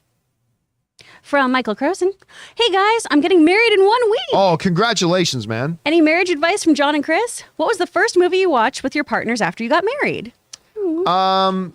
First piece of advice, run. Second piece of it, no, I'm kidding. I kid because I love. I could tell you the first movie Ann and I watched together. I cannot remember what the first movie we watched after we got married. I can't remember. You know, it's funny though. We got married at our house. We set up the backyard, whatever, then had the reception at our house, partied into the night, and literally had like 8 of our friends crash at the house. And so the next morning, it's our wedding. We're not off in Hawaii and we're not doing the stereotypical thing, right? So the next morning, like, we're just hanging out. Everybody's still like half drunk and whatever and tired, sleeping. We literally spent 4 hours because that was the first day that I had ever seen Tosh.0. I had never seen Tosh.0 until that day. So I think it was Kevin. Kevin was the 1 or 2 guys who were awake downstairs, Kevin and Ashley, and they had Tosh.0. I'm like, what's this? And they, oh, this guy's pretty funny. And like we watched like 4 or 5 hours of Tosh.0. The morning after our wedding, we just ordered in a whole shit ton of sausage McMuffins from McDonald's and a bunch of hash browns, and like for 4 or 5 hours the day after our wedding. That sounds good right now, Yeah. actually. Sounds pretty Sounds good right now, great. but I cannot remember what the first movie was. best Do you remember the first breakfast? movie? Oh, yeah. We did a backyard wedding too. So we went to Hawaii for our honeymoon, and we have a tradition of in hotels that start at Comic-Con, if we can watch 13 going on 30, in our hotel. We watched that and we found that. And then, of course, that's how we also kept seeing commercials with my ex-boyfriend Ben in them every 5 minutes. Oh, that's Which was fantastic. Where Logan was just like, this is great. Is this a sign? Do you need to leave? that's so cool. You know, I was married. I know. I was married, and I have some advice. Remember, everything is your fault. Even if it's not, just accept that responsibility. It's your fault, and if you proceed from that and fix those problems, it'll work out. Just always listen to the other person. Listen to their side of things. Always practice compassion and empathy for your partner. My big thing is this: always be honest, positively and negatively. Absolutely. Like just always have complete open communication. I mean, that's the thing with Anne. I can honestly tell you, and I mean this sincerely, I cannot remember the last time Anne and I had a fight. I think we might have had 2 in our 12 years of marriage. Wow. And that's not because she's such a great person. No. It's just because we are always communicating. We always talk about everything. That's good. And I think if you do that, you nip any fights in the bud early. 90% of fights come from misunderstandings that breed into bitterness. Yep. So if you can nip that in the bud right away, do that. So that's my big marriage advice. But hell, what do I know? All right, what's next? From My Comic Planet, John, I agree with you on how important tomorrow's panel is. Also for the comic book industry. Comic sales have taken a huge hit recently due to the market. But in one day, that could all change. Here's the thing. I don't see why anything that happens tomorrow is going to help the comic book industry. I think it'd be very big for the comic book movies. But it's funny, Rob, if you'd gone back, I remember once, I think it was you, me, and Schnepp had this conversation once. And I can't remember if it was you or Schnepp. It wasn't me, but either you or Schnepp said something along the lines of, you would think that with the exploding popularity of the movies of the comic books, you'd think that would really increase comic sales. But it's almost been like the opposite effect. It's almost feels like the popularity of the movies has kind of taken away from people feeling like they need to watch the comics or read the comics. I don't know. I think that would be the conventional wisdom. And now if you study it, the manga industry is smoking. Oh, yeah. The American comic industry. And I think for one simple reason, John, they're not telling the stories about characters that people want to read about. It all comes down to stories. I mean, I remember, I bought comics for 30 years. I went every week. And the only thing about comic books that excited me was a great storyline. Because that's all they are. They're Right. great stories. And I think what they've been trying to do is move away from that traditional, especially superhero stories. Because the comics I read now I don't even read superheroes anymore. The last time I was excited was when Hickman did his X-Men run. I'm still very interested in that iteration of the X-Men because it's interesting and new. But everything else, superhero stories have become so, I don't know what they are. But they're not telling the kinds of stories that I used to enjoy. But there's a lot of great independent comics. I mean, I was reading Paper Girls, which they're turning into a TV series just the other day. And I was like, I love They have this. a panel. Because I was putting stuff away. And there's Amy Dallin hooked me up with a comic called The Wicked and the Divine, which I loved. And so there's a lot of good stuff out there if you look for it. All right, what's next? From Luis Enrique de la Peña, this is the second part. The only issue I have with the project is that the FX company worked on Rambo, The Last Blood, Hellboy, and the Halo show from Paramount Plus. Yeah, I can't remember what the show was that we were talking Sorry, about. Luis. I mean, it was not Lord of the Rings, I don't think, but like if it is Lord of the Rings, whoever that company is, they picked up their game. Yeah, they because certainly that did. looked pretty damn good. All right, what's next? From Tim Platt, Comic-Con is the ultimate bucket list thing that I know I'll probably not be able to do. What are some of your favorite memories from previous trips? Things that I cannot repeat.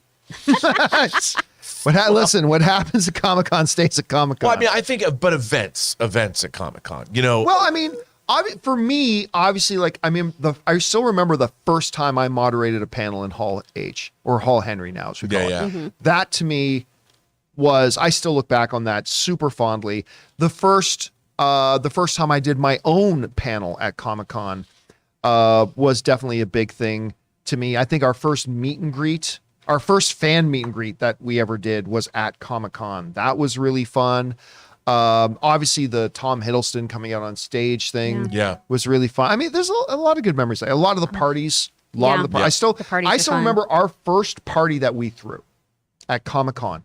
We did it in partnership with Stars and Spartacus. So we did our party. We booked a rooftop bar right down in the gas lamp, and it was an awesome party. And like Stars provided like all these husky guys and all these beautiful women dressed in Spartacus slave and gladiator garb that were going around serving things. It was the same party that we had Stan Lee there, because I presented Stan Lee with our AMC Film Fanatic Award, and Edgar Wright. We gave both of them the AMC Film Fanatic Awards the same night. Edgar brought the entire cast of Scott Pilgrim versus the World. I mean, that is one of my favorite Comic-Con memories right there. Was that? What's one of yours? You know what? The thing that popped into my mind, that remember when they had the Playboy party? It was this big outdoor party. Yeah, I attended a couple of Playboy parties. Okay, so went to the Playboy party, and somehow I started talking to Rob Liefeld. I love Rob Liefeld. And I asked him a question I've always wanted to ask him. In 1994, at Comic-Con in 94, Image Comics was their coming out party. And these are Marvel creators like Todd McFarlane and Rob Liefeld had built a spaceship. You could walk in, like a 1-to-1 scale Youngblood spaceship. And I just asked him the question. I go, dude, how did you build this spaceship? And he told me this story of how he forgot that, well, once you build a spaceship and move it somewhere, you have to be able to move it back. And he forgot. The way he told the story was, and it was one of those things you had to be there. I was laughing so hard. I mean, the way he told the trials and tribulations of building a 1-to-1 scale spaceship that turned into this big boondoggle that he never, and the way he told me the story, people must have looked at me like I was a hyena, because he was so funny and so personable, and I was dying, and people were like, "What's your problem, dude?" And even to this day, whenever I see him like at Comic-Con, he's like, "Yeah, spaceship," and I can't help but crack up. But that's just, I have so many, I could write a whole book on Comic-Con. Yeah, we've been going there for a long time. All right, what's next? From Jay Master, Marvel Studios animation panel is today, hoping Marvel drops the first look at X-Men 97, What If, Season 2, and Spider-Man Freshman Year Online. Yeah, I believe they're going to do all that. I think I already heard they've already dropped the I Am Groot trailer. Yeah, but I just watched it. Yeah, so we'll probably talk about that on Monday. But yeah, I expect they will probably give you first little looks at all of that. At least that's what I'm expecting. All right, what's next? From In My Humble Opinion Reviews, John, you seem like a song and dance man. He is. Pisces. What's a stage musical that still hasn't been adapted to screen that you'd like to see? None. I mean, like, one of my favorite musicals the last few years was Waitress, but that was a movie first. Obviously, there have been several iterations of Les Mis. I mean, Hamilton, I suppose, would be an interesting one to do. Phantom of the Opera's already been done. Lion King, honestly, Lion King, the stage musical, is one of my favorites, but obviously that already happened. So did Beauty and the Beast. So I mean, yeah, none that can come to mind. All right, what's next? From Luke1234, what kind of camera is on Ray and Jonathan? They are basically the same cameras. Actually, Jonathan, you got the Sony, you got the Canon. That's the Canon G40? No, that's the Canon M50. Oh, M50. Yeah, you got the Canon M50 Mark II, and then Ray has the Sony ZVE10, which is practically identical to the camera that's on me and Rob and Chris, which is the Sony A6400s. The Sony ZVE10 is practically the same camera. I mean, there's a couple of fundamental differences, but it's practically the same camera. And this is the same. This camera right here is the same that we use in Studio B. So for any of those shows you watch Studio B, this is the same camera over there. But just so you know, like, bring up that camera again. Yeah. You say, well, this camera doesn't look as good as the other ones. Well, you got to understand that there's no lighting on Jonathan. Yeah, I'm literally under like, it's not fluorescent. like we don't have a dedicated light on Jonathan. It's not set up, all that properly. The Canon M50s Mark II, Canon M50 Mark IIs are actually quite good. But I'm kind of leaning towards the Sony ones myself. All right, what's next? From Dante Serecchia, I think you're all overestimating San Diego Comic-Con appearances. $20, they only bring out the new actor for Namor, saving all big other pops for D23. Well, I don't know how you can say that, Dante, when I just finished giving a 10-minute explanation about why I don't think there's anything really big coming other than showing us footage of things they've already got. So, yeah, I don't even think they're going to bring out the actor for Namor. I don't even think they're going to do that. I think that's, no, they're promoting Black Panther 2. Yeah, I could see them doing that. Yeah. Because he's probably going to be in the trailer. So I could see them doing that. But yeah, I agree. I think they're going to save a lot for D23. All right, what's next? From Sam Fisher, one of my favorite movie channels, Cinema Therapy, just did a video about Stardust. I highly recommend it. I love Stardust. I do too. Like, it is one of, I think, whereas Man of Steel, I think, is the most underappreciated comic book movie of all time. I think Stardust might be the most underappreciated movie of all time. It's fantastic. It's a next generation's Princess Bride. I mean, I love that movie. You got Henry Cavill in it. You got Charlie Cox in it. You got Claire Danes in it. You got Ricky Gervais in it. You got Michelle Pfeiffer in it. You got Robert De Niro in it. It's brilliant. I love Stardust. Yeah. All right, what's next? From Al Renshaw, from giving great and correct advice like never admit to anything, and his recent Star Trek post on Instagram involving Coke flavors, he is a true and wise Jedi Master. Hashtag we stand with Rob. Well, thank you, but I have to say, I got that Coke meme, Star Trek meme from Holly Amos, who frequently broadcasts with John Campea at over at Roddenberry, and she's a delight. But that was hysterical. All right, what's next? From J Master, Marvel Studios animation panel is today hoping. We already seen this one. Came in twice. Yeah, okay. Iconic reactions. I think that if we see Ryan as Deadpool, I think it'll be a title announcement. I'm thinking a fun okay on Spidey's home theme, Deadpool: A New Home. Oh yeah, listen, they haven't play on it? shot anything. There are no cameras rolling. Right? If they make the announcement, it's literally just to make an announcement. It's not going to be showing it. So you're 100% right about that. All right, what's next? From Pablo Zuniga, been using BetterHelp for over a year. Nice. Love seeing them sponsoring the show. You know, I've got another friend of mine who uses that as well. And it's just, listen, I love that sort of thing is becoming more accessible to people, because long before BetterHelp was a sponsor of a show, I've been saying for a long time, listen, there's still this ridiculous stigma attached to the idea of getting therapy, because if we feel like we're physically out of shape, we celebrate it when a friend starts going to the gym, because we celebrate investing in your physical health. We celebrate that. That's great. There's no stigma attached to that. I think the same should absolutely be true of us looking after our own mental health. And to me, maybe it's not the best analogy, but to me, it's likened unto going to the gym for your mental health. And instead of there being a stigma attached to that, we should be celebrating that and encouraging people, saying it's like, good on you for doing that. Like, I totally agree with that. So I'm glad to hear that. Thanks for sharing that. I used BetterHelp at the end of 2020. I mean, that's what I used, because it was hard to go see a therapist in person during the pandemic after all my stuff happened at the tail end of that I've talked to you about. And they're fantastic. I can't say enough good things about them. Especially after the last 3 years. Yeah. Yeah. You know? Especially. All right, what's next? From Tumbling Tornado.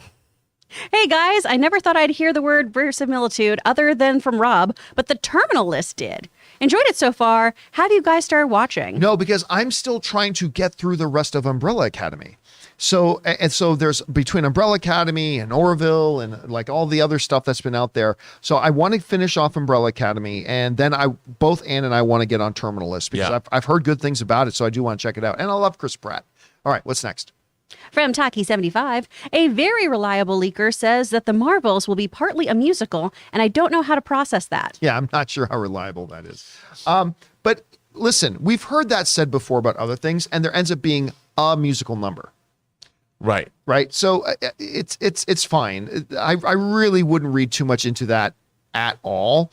And again, everything is about context. Everything is about context.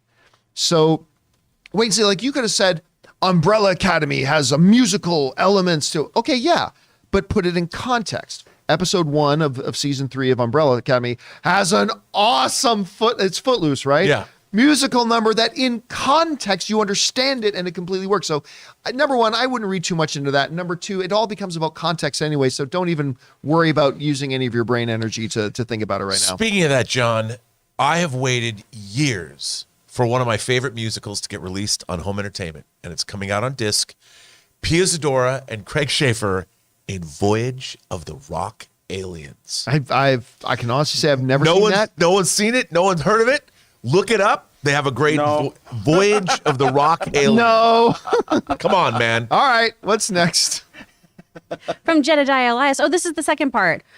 Praise for Amber mid-thunder and visceral action scenes. Sucks. I can't see it in theaters, but still extremely hyped. So that's talking about Prey. Again, I am now excited. Yeah. I was kind of begrudgingly going to go see it on Monday. They're having a special screening for it. now I'm legit excited about going to go see it. And so I'm pretty pumped for it as Is well. it in Century City? No, thank goodness. It's in Burbank in my own that's good. stomping ground. So I'm going to go see it in Burbank. All right, what's next? Drama 8, Part 1. Good luck. Hi, all. Did you guys check out the DMZ show with Rosario Dawson, HBO Plus? And what do you think? I know John mostly narrates the sponsor videos. We'll have to go searching for that. Okay, Okay. so you know what? No, the DMZ show was one I was very interested in, but it's one of those things where a bunch of people I know saw it before I did, and all of them were like, Same. so I'm like, you know what? I just, and you know what? I love Rosario Dawson so much. I don't want to watch her in something if it's not good because I just love her too much. So I never did get around to watching it. What did you? I any of you watched. guys? You know what? I watched the first episode because I liked the comic, and it was disappointing. I wanted it to be better. And Chris, you skipped it. Yeah, I skipped it because I had the same thing. People were like, eh. All right, what's next? From Suthius, Thor is not an idiot. After all the shit he's been through, he's just very carefree now and doesn't sweat the small things. But he's very knowledgeable of the cosmos and will take care of business. I get listen, you know, I have a laundry list of things that don't work for me about Thor 4. I still overall enjoyed it, but a lot of things. But the one criticism that I would say you're not paying attention to the movie is saying that Thor is stupid. No, he's not. Like, watch the movie. Understand what, there are things that he comes up with and says and knows that only a god of Asgard would know. And he comes with all kinds of stuff. But what he is, and I think you're right, if you follow the journey of Thor since that first Kenneth Branagh movie till now and all the tragedy and all the shit he's been through, his approach now to life is just very aloof. And maybe too aloof, but do not mistake that for being dumb because he's clearly not dumb. I mean, that's the one thing. He But just likes to show off his muscles more. just likes to show off a lot of the muscles more. Yeah. The God bod. He went from dad bod to God bod. All right, what's bod. next? From Fritz the Cat, 1030. Hugh Jackman in Deadpool 3. Put him in all the marketing, but surprise, he's actually going to play Steve Boner, Ralph's brother. All for it. All for it. I mean, you could literally just have Hugh Jackman in the movie as Hugh Jackman. Yeah. You could totally do that. Because, I mean, in Deadpool continuity, he's already held up the Hugh Jackman Sexiest Man Alive article, right? So you could literally have him as Hugh Jackman, and that would be perfectly fine. All right, what's next? From Djovi, The Wrap just reported that For All Mankind has passed Ted Lasso as the most in-demand Apple show. Wow. Yeah, now, but understand, No, John. No. Before you get too happy about that, it has new episodes airing right now. Yeah. Ted Lasso does not.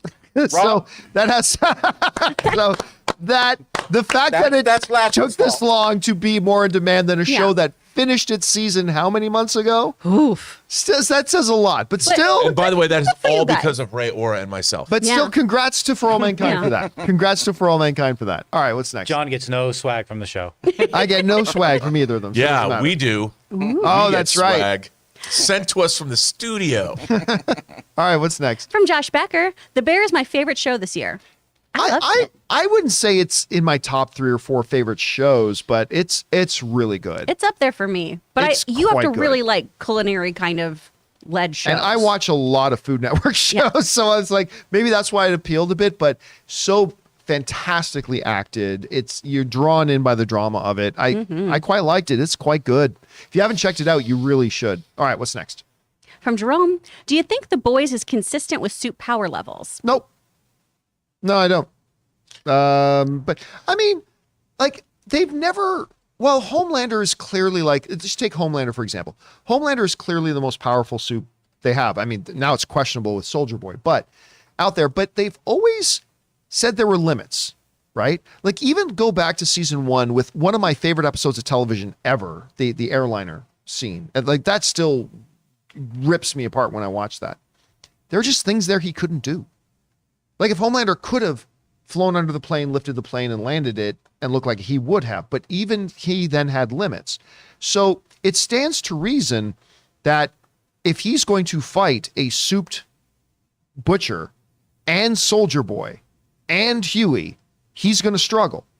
They've always said that Queen Maeve was the second most powerful member of the 7. It stands to reason if they go toe to toe, she's going to be able to hold her own for a while.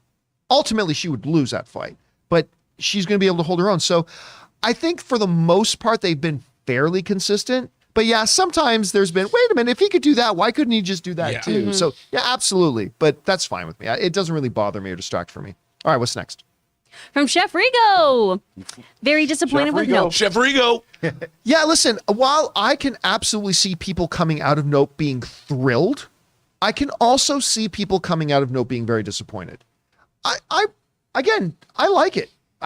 Hit different. It'll hit different for everyone. You're right, and which is true of every movie, but I think especially for a movie like Nope, yeah, it'll because hit there's everybody multiple differently. things in that movie where you could come out with something completely different. Yeah. You know, we haven't seen Chef Rigo around these parts in a while. I think it's time for another Shogun visit. We should go to should Shogun go again to there. soon. Yeah, I'm down for that. All right, Maybe what's closer next? to payday. What's next? From Luis Enrique de la Pena. What's worst, ketchup on eggs or pineapple on pizza? And fight. Ketchup on eggs. I won't vomit with pineapple on pizza. I'll vomit with ketchup on eggs. That is the worst question ever because both We've are actually fantastic. been asked that before. Both are delicious. Yeah. Oh my both are God, good. you're Yeah. a pineapple on pizza guy? He's a man of That's taste. fine. Oh, Sweet I mean, and it's savory, not my baby. first choice, but if it's there, I mean, whoa, it's pizza. I don't mind fine. it. People always say, "Oh, you either love it or you hate it." That's not true. I will eat at least one slice of it, and then I'll go on to The the worst normal thing pizza. the worst thing you could do is pick off anything off a do you pizza. put peach Just don't eat it. slices on pizza too? Huh? Just wondered, do you put peach slices on pizza? Oh no, that's No, you I get mean, stupidity. I could. Come on, I figure man. out. It's a great way to make sure other people don't eat my pizza. It's if I'm This is like, true. I'm gonna get pepperoni It's like and if you pineapple. want to John-proof your food, you want to make sure John never touches your Make it food. Load it up with red Put pepper some flakes. sauce. Yeah, put some sauce, some spicy sauce on it or Yeah. something. It's like now we don't Shout Then I out can to shotgun salt that and pizza. vinegar potato chips. That's my go-to when no one else wants to. Yeah, So salt and good. vinegar. Chips. When See- you watch hot ones, is it an added? Does the fact that they're having such hot spice does that? Yes, does that- added reaction from me. It's like, Yeah. I couldn't do Ooh. it. Couldn't do it. Couldn't do it. All right, what's next? From Tim Platt. Nope is more sci-fi or more horror. Is it more sci-fi or more horror? It's more sci-fi. It's more sci-fi. But again, like Close Encounters, great tension, right? Like no one's gonna call Close Encounters a horror movie, but there's a little bit more horror in Nope. But it's more tension than horror. And Yeah. my God, Jordan Peele's great at creating tension. So good at that. All right, what's next? From Thomas BDL. Hey, John and team. Did you see that Kurt and Wyatt Russell were cast in Apple's MonsterVerse series? Yep. Pretty interesting. Yeah, that is. I hope they're playing father and son. Because why cast both of them if you're not going to have them play father and son? I think it Unless would be great. one's going to play the younger version of the character. Ooh, like that's he's true, been but I searching. can't see them doing that. I don't know. But you're right. That would make sense too if like Kurt Russell is the modern day character and in flashbacks his son is the younger version of the character. That's you're something right. I That would actually also want work. to do on something I'm working on. If I could cast the two of them as different age groups, Right. One's younger version. That would totally actually that's a really good idea. All right, what's next? From Brian Sanner. Danny. LOL. One of my favorite shows right now is For All Mankind. I know we all want Danny to get killed off, but he looks like he's going to have to do that all by himself with all those pills. Yep. Again, I don't watch it, so I have no idea. But this is Goodness something gracious. clearly Ray and Rob know all about. Danny needs to get put in a human blender. Oh, just you wait You until want you him see taking out episode 7. Gremlins? Just you style? wait. Gremlin Hey, style. Higgins. I'm not drinking that smoothie though. Someone else can. That's disgusting. And by the way, like just talking about random shows, like I heard from some people before I had a chance to watch it that, you know, What We Do in the Shadows is pretty good this year, just not as good as previously. I refute that. I've seen now the first 3 episodes. so fun. It's so good. It's so good. First of all, when you've got little Colin talk about I have 2 subscribers and me and Ann almost died. That show is Laszlo, do you know what? Do you know what, You know what, Laszlo? Can you Laszlo? guess what? that show, as far as I'm concerned, What We Do in the Shadows right now is firing on So all good. cylinders. I love it. I love it so much. Who's ready for some observational comedy? It's like, what? What the hell is happening? It's So so good. And just the name of Richie Sucks Richie sucks. hits.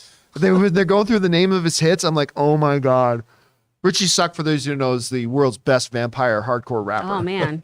His name is He Richie can Suck. spit. Oh, he can spit He's it got out. bars. All right, what's next? From Sin Vendetta. Rob, I know you're a metal fan, so I was curious on which genres of metal are your favorites. Some of mine are metalcore, deathcore, and tech death. Okay, you know what? I have a hard time with any kind of death metal or tech metal's kind of cool, but I prefer somewhere between, look, metal is Metallica. I mean, I like metal that leans toward grunge. Okay. I mean, I wouldn't call Soundgarden a metal band, but I like, and I like Metallica, but speed metal and stuff like that, I don't dig. Although I do like some Norwegian death metal. Oh my gosh, Viking metal is Yes. wild. Yes, there's a lot of Viking metal that I really appreciate. Yeah. And some of my favorite bands are like Queensryche because I'm from Seattle, like Operation Mindcrime. Come on. I was never really into a lot of the death metal, although I had a couple of buddies of mine that had a Christian death metal band. And I oh yeah, I know that. I never really, it's like, interesting. Hey, John, can you come over and listen to our new track and give us, because I did some audio mixing and stuff like that. I'm like, sure. It's like, okay. And it's like, it's anything though. It's an acquired taste. If that works for you, it works for you. Do you headbang to it, or do you do those weird praise hands where you're like, like what's, No, how do you vibe you to do it? the jazz hands. Oh, okay. to death metal. Sweet. Yes, that's what you do. So it's just not for me, but man, my buddies were like totally into it. Okay. All right, what's next? Well, we got some. Hold on, John. We got some sort of breaking news. Ray's the captain now. Charlie Cox. He was at the animation panel, and he's returning as Daredevil in Spider-Man freshman year. That's Oh, interesting. So that Wow. might eliminate Interesting. any Charlie Cox stuff tomorrow. Well, he's at Comic-Con. there. He's there. So, I mean, I'm sure we've talked about, we think they're going to talk about Echo. We know he's in Echo. So Yeah. they'll probably bring out the cast for And Echo. he is a lawyer. Just saying. Yeah. All right, what's next? From A Newest Genocide. Hi, what are the chances we get more info on Blade at Comic-Con? Slim. I think slim. Again, it's 1 hour. They have a lot they have to present. There's really not a lot to talk about on Blade right now. I mean, we know who Blade is. We know they're doing it. I mean, maybe a date, but I don't think, my guess is not much, just because, like, look, they've got Echo coming. They've got Guardians of the Galaxy coming. And these are things that are shot. They've got Secret Invasion coming. They've got, we already said Guardians of the Galaxy. They got She-Hulk coming. They've got Black Panther coming. They've all this stuff that they need to promote, and they've got 1 hour to do it. And so, I don't know. Yeah. If it's anything, it's something very small. That would be my guess, but we'll find out. All right, what's next? From Cinema Sawdust. Watching Game of Thrones third time. So much foreshadowing. I am definitely, Ann and I discussed this the other day. We are definitely going to go back and do another complete rewatch of Game of Thrones. It's good. Yeah, I mean, it's so freaking good. And Ray has kind of been getting caught up on it by watching YouTube clips.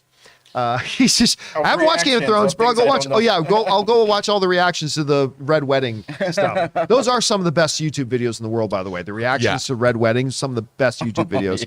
All right, what's next? From Mike Who. If Sentry is too OP for the MCU, who would you cast? But who says he's too OP for the MCU? I mean, remember this. Hulk can take out everybody on the planet. In the comic books, they've nerfed him a lot. Oh, nerf. In the movies, right? So, like Sentry, you can have him come in and you can have him be super powerful, but you don't have to do him the same way. Because what is it, the Void? Yeah, he'll kill himself before. Yeah, Yeah. So you can bring him in and do it a little bit differently. So that's not a problem. It's not a problem. All right, what's next? From Ryan Trabucco. Happy Friday. Have y'all had a chance to check out the new Academy Museum in LA? Fabulous collection of film history. Definitely recommend. I'm actually friends with the curator. Oh, cool. Of actually one of my best friends in LA. You've seen him on my videos from time to time, or my buddy Soul Video. His girlfriend is. I remember the first time I met her. They've been dating for a couple of years now. First time I met her, she came over to our place. And like, what are you working on right now? I'm working with Steven Spielberg on the Steven Spielberg exhibit right now. So I'm kind of working with Steven. I'm like, you are just the coolest person in the world to me right now. Just because you use the phrase, I'm working with Steven. You are the coolest person I know. So yeah, there's just that. All right, what's next? From Josie Reviews, I came out of Nope looking at the sky very differently. Peele did a good job of building great tension that left Absolutely. me at the edge of my seat, but raised more questions than answers. Great score, though. Oh yeah, the score is actually quite good in the movie. Like, because again, it plays, the music they put plays with the scenes. And again, just, it's the tension. Like there's this, one of the most tense spots is just one of the first times in the movie where like you see this shot of Daniel just standing there kind of with the camera angle kind of up the sky. And he's looking off in one direction and you for the first time just catch a little glimpse of the saucer in the clouds, doing this, and it's like, but it's done in such a way that you're like, holy shit, like you just freaked out by it, right? It's just I'm Peele's telling you, so good at man. that. He knows how to do that He stuff. so knows how to do that. All right, what's next? From Ricky Bizarro, 1 of 2. Good luck. My dream Hall H moment is Hugh coming out to announce the next Wolverine. I think it'd be a great passing of the torch moment. And instill some goodwill in a fan base that will inevitably whine about how Hugh is the only one who can play the character. Big pop seeing Hugh, big announcement for the future. Yeah, I mean, I think whenever they get around to announcing a Wolverine movie, having him be the one to come out and kind of make the announcement would be very, very cool. Very, very passing of the torch thing. Maybe he will. Yeah, I don't see that happening here. Maybe a D23, but that would be a pretty good it's thing. a very Hugh Jackman move, too. Yeah, but it is Yeah. the funniest thing. This is the funny thing about fandom, right? Because these same people that will cry and bitch and moan, and we all do it. I did some crying and bitch and moan a little bit earlier today. All the people who will cry and bitch and moan that only Hugh Jackman can be Wolverine were the same people that are saying, who is this song and dance Broadway pretty boy playing Wolverine? Why is Gaston in my comic book movie? Why is Gaston? Or if it was Taron Egerton, wasn't he in Eddie the Eagle with, Yes, Yes. with Hugh Jackman? Jackman. Yeah. Yeah. So- wonderful movie, by the way. So I could see maybe there's history there. All right, Could what's happen. next? From Costanza. Have you seen the Terminal List? Loved it. Again, not gotten around to it yet, but I will. Big Chris Pratt fan, hearing good things about it. All right, what's next? From Hero 75. I should love the D&D movie, but there hasn't been a Chris Pine movie I have liked at all. Even popular movies he's in, like Wonder Woman, Star Trek, I've disliked, so I'm very worried about it. See, Hell I'm and High opposite. Water. I like him in just about everything he's in. Same. Watch Like- Hell and High Water. Oh, yeah. What's that? Oh, Hell and High Water is so Jeff good. Bridges and Angel. Angel. I was saying Angel. Wow, I was 310 to Yuma. yeah 310. Yeah, Ben The Mechanic. Foster? yeah, Ben Foster. I was just listed like every movie he's been in. I'm like, oh, what's the guy's name again? He was even, was it not, it wasn't Horrible Bosses, was it? Yeah, part 2. wasn't Horrible it? Bosses Part. He was the best thing about Horrible Bosses Part 2 in a straight up comedic role. I loved him in his iteration of Kirk. Again, Hell and High Water, so freaking good. He carried the first Wonder Woman movie as far as I'm concerned. Oh yeah, Unstoppable. Red Cornet Comet. He was. brought it. I liked him in I like that Unstoppable. movie. I like that movie too. Yep. Yeah, so I'm kind of the opposite. I've liked everything he's been in pretty much, other than Wonder Woman 84. But Yeah, and I did not like the Jack Ryan movie Shadow Recruit that he was in. yeah, that wasn't a But great that's movie not his either. fault. Yeah, no, not at all. Shoot, even that small like indie film at the start of his career, Bottle Shock. Oh, I like. Yeah, he was good in Love that Bottle too. Shock. And he was also good in Smoking Aces. He was one of the I assassins totally in forgot that he was in Smoking that. Aces. All right, what's next? From Dante Serecchia. Hi, Ray and Rob. I haven't hated Danny as much as you until the past 2 episodes of For All Mankind, but he is absolutely going to get everyone killed. Oh, if he didn't last night, I mean, Okay, yeah, Ray's like, hey, don't give anything away. Don't give anything away. That's my plans later. Come on. All right, what's next? From My Comic Planet, happy 67th birthday to Willem Dafoe. Wow. What's your fave Dafoe performance? I'd have to go with Platoon. It's hard to vote against Platoon. Oh, yeah, I got What was it agree. called? Florida?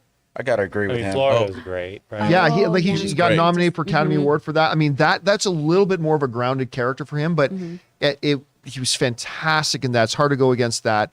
I'll just go Boondock Saints. Yeah, I was for going to me. say Boondock Saints. Rick Masters in To Live and Die in L.A. And it was Nice. good in No Way Home too. Yeah. I mean, Well, of course, and as He's great as Green Goblin. as Osborn in both times he's played Osborn, he's great in that for sure. But Life Aquatic. there's stuff he gets He Academy was Award great, nominations Wes for. Watson, Yeah, he's I love fantastic. That, movie. That So might be my good. favorite Wes his Anderson. love voice that work is good too. Whenever he does like the voice I stuff. can't remember exactly what it was, but recently we had a feel old moment where Tobey Maguire is now the same age as Willem Dafoe was in their Spider-Man movie. Like there's something weird like that. It Yeah. was like, oh my god. Yeah.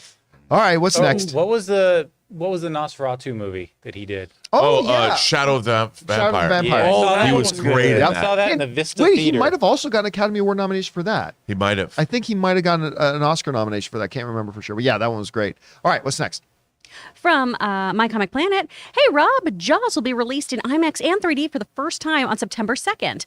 Will be the first time for me seeing it in theaters. Can't wait. You know what the funny thing is? They played that trailer before Nope, and I think it was just yesterday. Somebody's asking, what was the original summer blockbuster? And I think I said Jaws, right? And then we're watching the Nope trailer. It says, see, the original summer blockbuster. There were a couple of chuckles. That trailer with the Percy Rodriguez voiceover is one of the great trailers of all time. I love that trailer. And look, Jaws. If you want to know why Spielberg is the GOAT, Jaws will tell you. Yeah. Those haven't seen camera Jaws. angles. What? You know what? Anne only watched Jaws You for the should first go time see during the Jaws pandemic. in IMAX.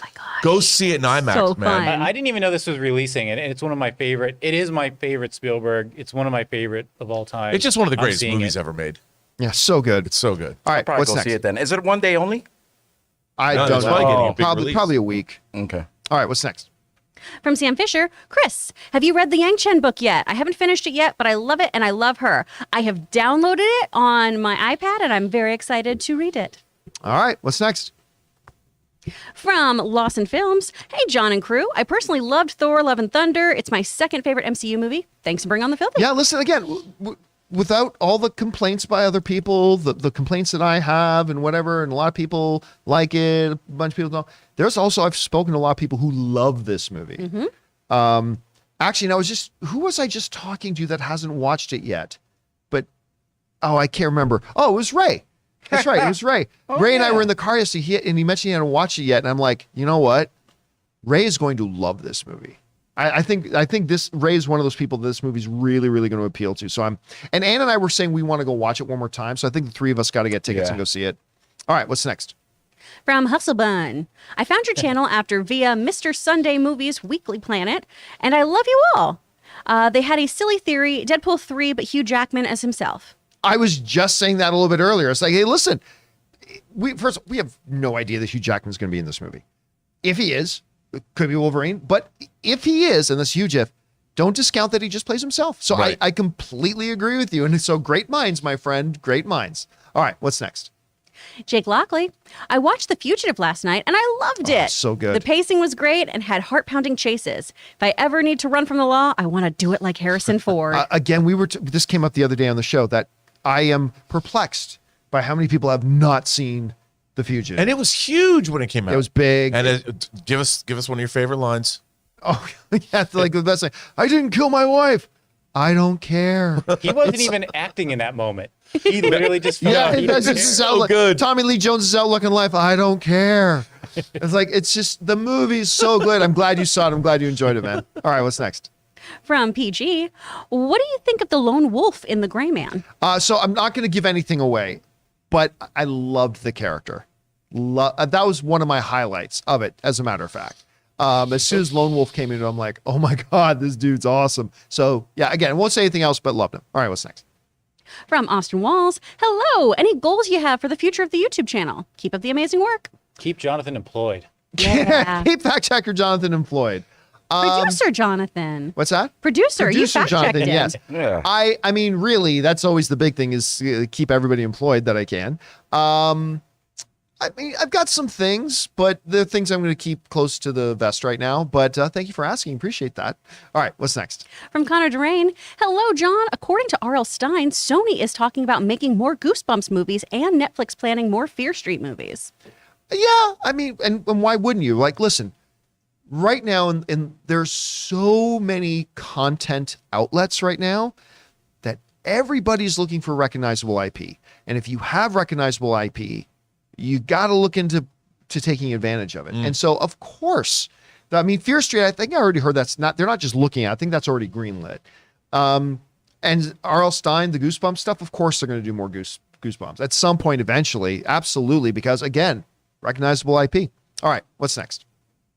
From Jason Frost, did you hear the rumor about Mark Ruffalo signing on for a further 4 projects possible after She-Hulk? If true, what projects could we see? I don't believe it. And honestly, I've lost a lot of my interest in the MCU's Hulk because they've neutered him, right? Like, Hulk was one of my favorite characters in the MCU when he was the nuclear guy. He was the nuclear option. And it's like everybody shit their pants when they thought something happened to Banner that was going to make him transform into Hulk. Everybody would shit their pants.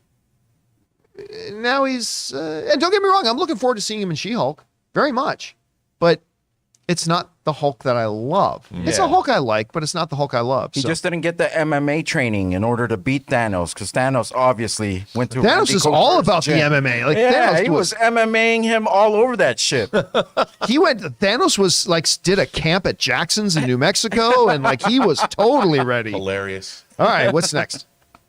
From My Comic Planet, season 2 of Abbott Elementary will have a total of 22 episodes, meaning it will air in both the fall and the spring. Wow. Are you listening, Disney? Listen, again, this whole bullshit nonsense. Oh, well, no, to do good shows have to be 10 episodes long. Fuck that. Great shows can be 20. If you know what you're doing and you're good at doing it, 22 episode seasons are awesome. So, yeah, don't get me wrong. I don't hate it. Like, listen, I'm excited. It's just sad that I have to get excited that She-Hulk's going to be 9 episodes, because at least it's not 6.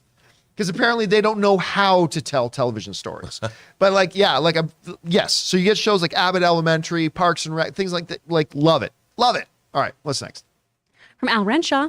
Hey, Rob, does anybody make Pacific Rim hot toys? They do not, but they're the best Pacific Rim hot toys are the 18-inch Gypsy Danger and the 18-inch Knife Head from NECA. NECA. And also Bandai has a great die-cast Gypsy Danger as part of their Soul of Chogokin line.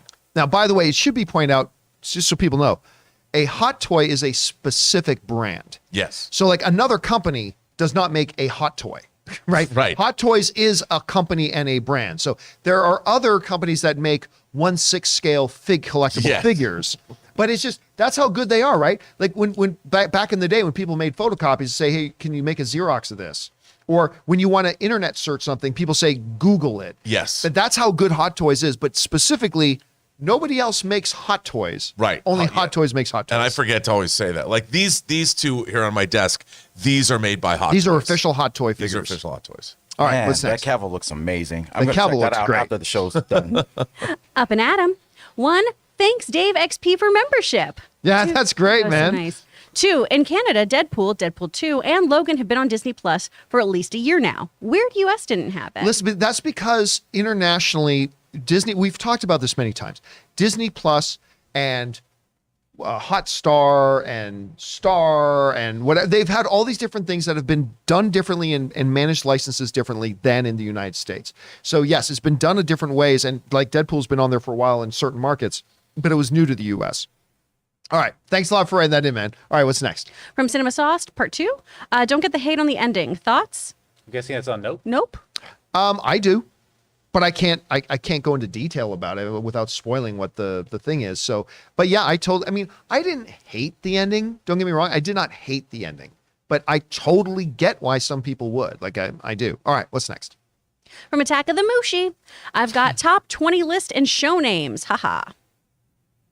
I don't know what that means. I think our show names. Remember how we're coming up They were with writing in, No, yeah. don't do- Can you I do don't top do 10 top list? 10 list, Yeah. and I got tired of hearing brand new show names. Yeah. So I get it. Okay. Ah, All right, what's next? From Ricky Diaz. Hi, this is Haley Steinfeld's future husband. My question is, so are we going to have the same Kang in Ant-Man 3 and Loki 2? I predict Kang will be behind it all if we go towards Secret Wars. Thoughts? Again, I don't think Kang is going to be the next Thanos. I just don't. I think he'll be present in a number of MCU projects, but I don't think he's that next big bad. He might be. That's not inside information. Side note, Haley Steinfeld is the one actress that my wife has straight up told me I would leave you for her. Like that's Haley. But anyway, as far as too. Kang, not sure. What's that? You too? For her too. I too. Yeah, I would leave the John Campea Show for Haley Steinfeld. That all the Kang Dynasty stuff that everyone keeps talking about too being trademarked today, that makes more sense for Loki too. Like Yeah. going with that for that storyline, not having it be the big overall bad guy. By the way, Haley Steinfeld's too young. I'm too old, so I wouldn't. But how old is she now? Ray, look that up. How old is she now? He is. I think she's mid-20s at least. She's mid. Still, I'm too old. She's mid. Anne could date her. Anne or Ray could date her. Yeah. Do you got the age yet? is 25 years old. Yeah, I thought she was in her mid-20s now. Yeah. She can run a car. By the way, her She's fine. show, Dickinson. rent a Dickinson, is very good. Dickinson's very good. All right, She's what's a great next? actress. Noah Chant. I think Marvel has 2 fat kids on 2 diving boards to make 2 splashes. Fan for it, Hall H, and X-Men at D23. I feel like D23 will be laying out everything they went over at that retreat. The roadmap. Again, if you go back to the last D23 they had multiple fat kids on diving boards. Like lots. They didn't just have one. They had a shit ton. Yeah. And I think they're looking at doing that as well for D23. But again, we'll find out. We're one day away from finding out what they're actually going to reveal or show us at their Comic-Con panel tomorrow. All right, what's next? From Carlos Costa. Hi, John, longtime watcher. Got my girlfriend to play both Last of Us games, and Nice. she loved them. Can you give your thoughts on the games and the HBO show? Well, I mean, obviously, I have no thoughts on the HBO show other than the fact that I'm very, very much looking forward to them. As far as my thoughts on the games, they are de facto, nothing else comes close, the greatest storytelling in games ever. And I honestly don't know what everybody's anus cork is about The Last of Us 2, because The Last of Us 2 is fucking brilliant. That it is The Last of Us 2 is simply the best storytelling in any video game ever. There's so much nuance. There is so much depth to character. There's so much looking at the human condition and human nature and all that kind of stuff in it that actually looks at it the way a real world scenario would be. And that when you wreak havoc in a world, there are people you hurt, and everybody is the villain in somebody's story. And I just love the way it dives into that and looks at that, and it's absolutely fantastic. And so I'm very much looking forward to seeing what HBO can do with that world of narrative into a live action scenario. So we'll find out. All right, what's next? Another fun fact about the React channel is I edited the overwhelming majority of the Last of Us Let's Plays for the channel. Did you? Yeah. Very cool. I didn't And even know that. And I had a question. How does one get size for anal cork? I'll let you figure that out. It's the most pretentious word for butt plug I've ever heard. You figure that out. All right, what's next? From Stephen Vaught. Hey guys, thanks y'all for always bringing joy to my day. And by the way, it's my 26th birthday. Well, happy birthday, birthday. Stephen. May you have a glorious day and a glorious year ahead of you, man. And Thanks he for gave us being a here on great your super birthday. chat on his birthday. Oh, what did he? Yeah. $20. $20. Oh, I didn't even know that. Yeah. Thank you so much, Thanks, Stephen. Happy He gave us birthday a to Space us. 1999 super chat. Thank you, dude. Appreciate that. And thank you for hanging out with us on your birthday, man. All right, what's next? And now it looks like we're just ending with some support. Gino Hendricks, Godzilla 2000, and Brian Bendardi. With like a $20 $20 one just to be yeah. supportive. Thanks, Ryan. Brian, Godzilla, Gino, thank you guys so much for that. And guys, thank you to you. By the way, do we have any other sponsor stuff slip in there? Do you remember if we got one from Up and Adam? Because he sent me the second part. We got a super chat. Oh, yeah. Well, he was just saying he thinks it's because we don't have Hulu in Canada, so Disney Plus has a Oh, lot of right. Yeah, see, R-rated again, stuff. different markets have Yeah. different setups and don't have Hulu, and that's why it's all based. So you're absolutely right about that, Adam. All right, guys, that'll do it for this installment and this week of the John Campea Show. Thank you so much, guys, for hanging out with this week and today. Big special thank you to all you guys who sent in those super chats. Number one, because you gave us great fun things to talk about. But number two, you supported this channel as you did it, and all of us involved with the show. Thank you guys so much for your support. So for me and everybody in the room, guys, Robert Meyer Burnett, Chris Carr, Ray Ora, producer Jonathan Voico, and myself, John Campea. Thanks a lot, folks. And until next time, my friends, bye-bye.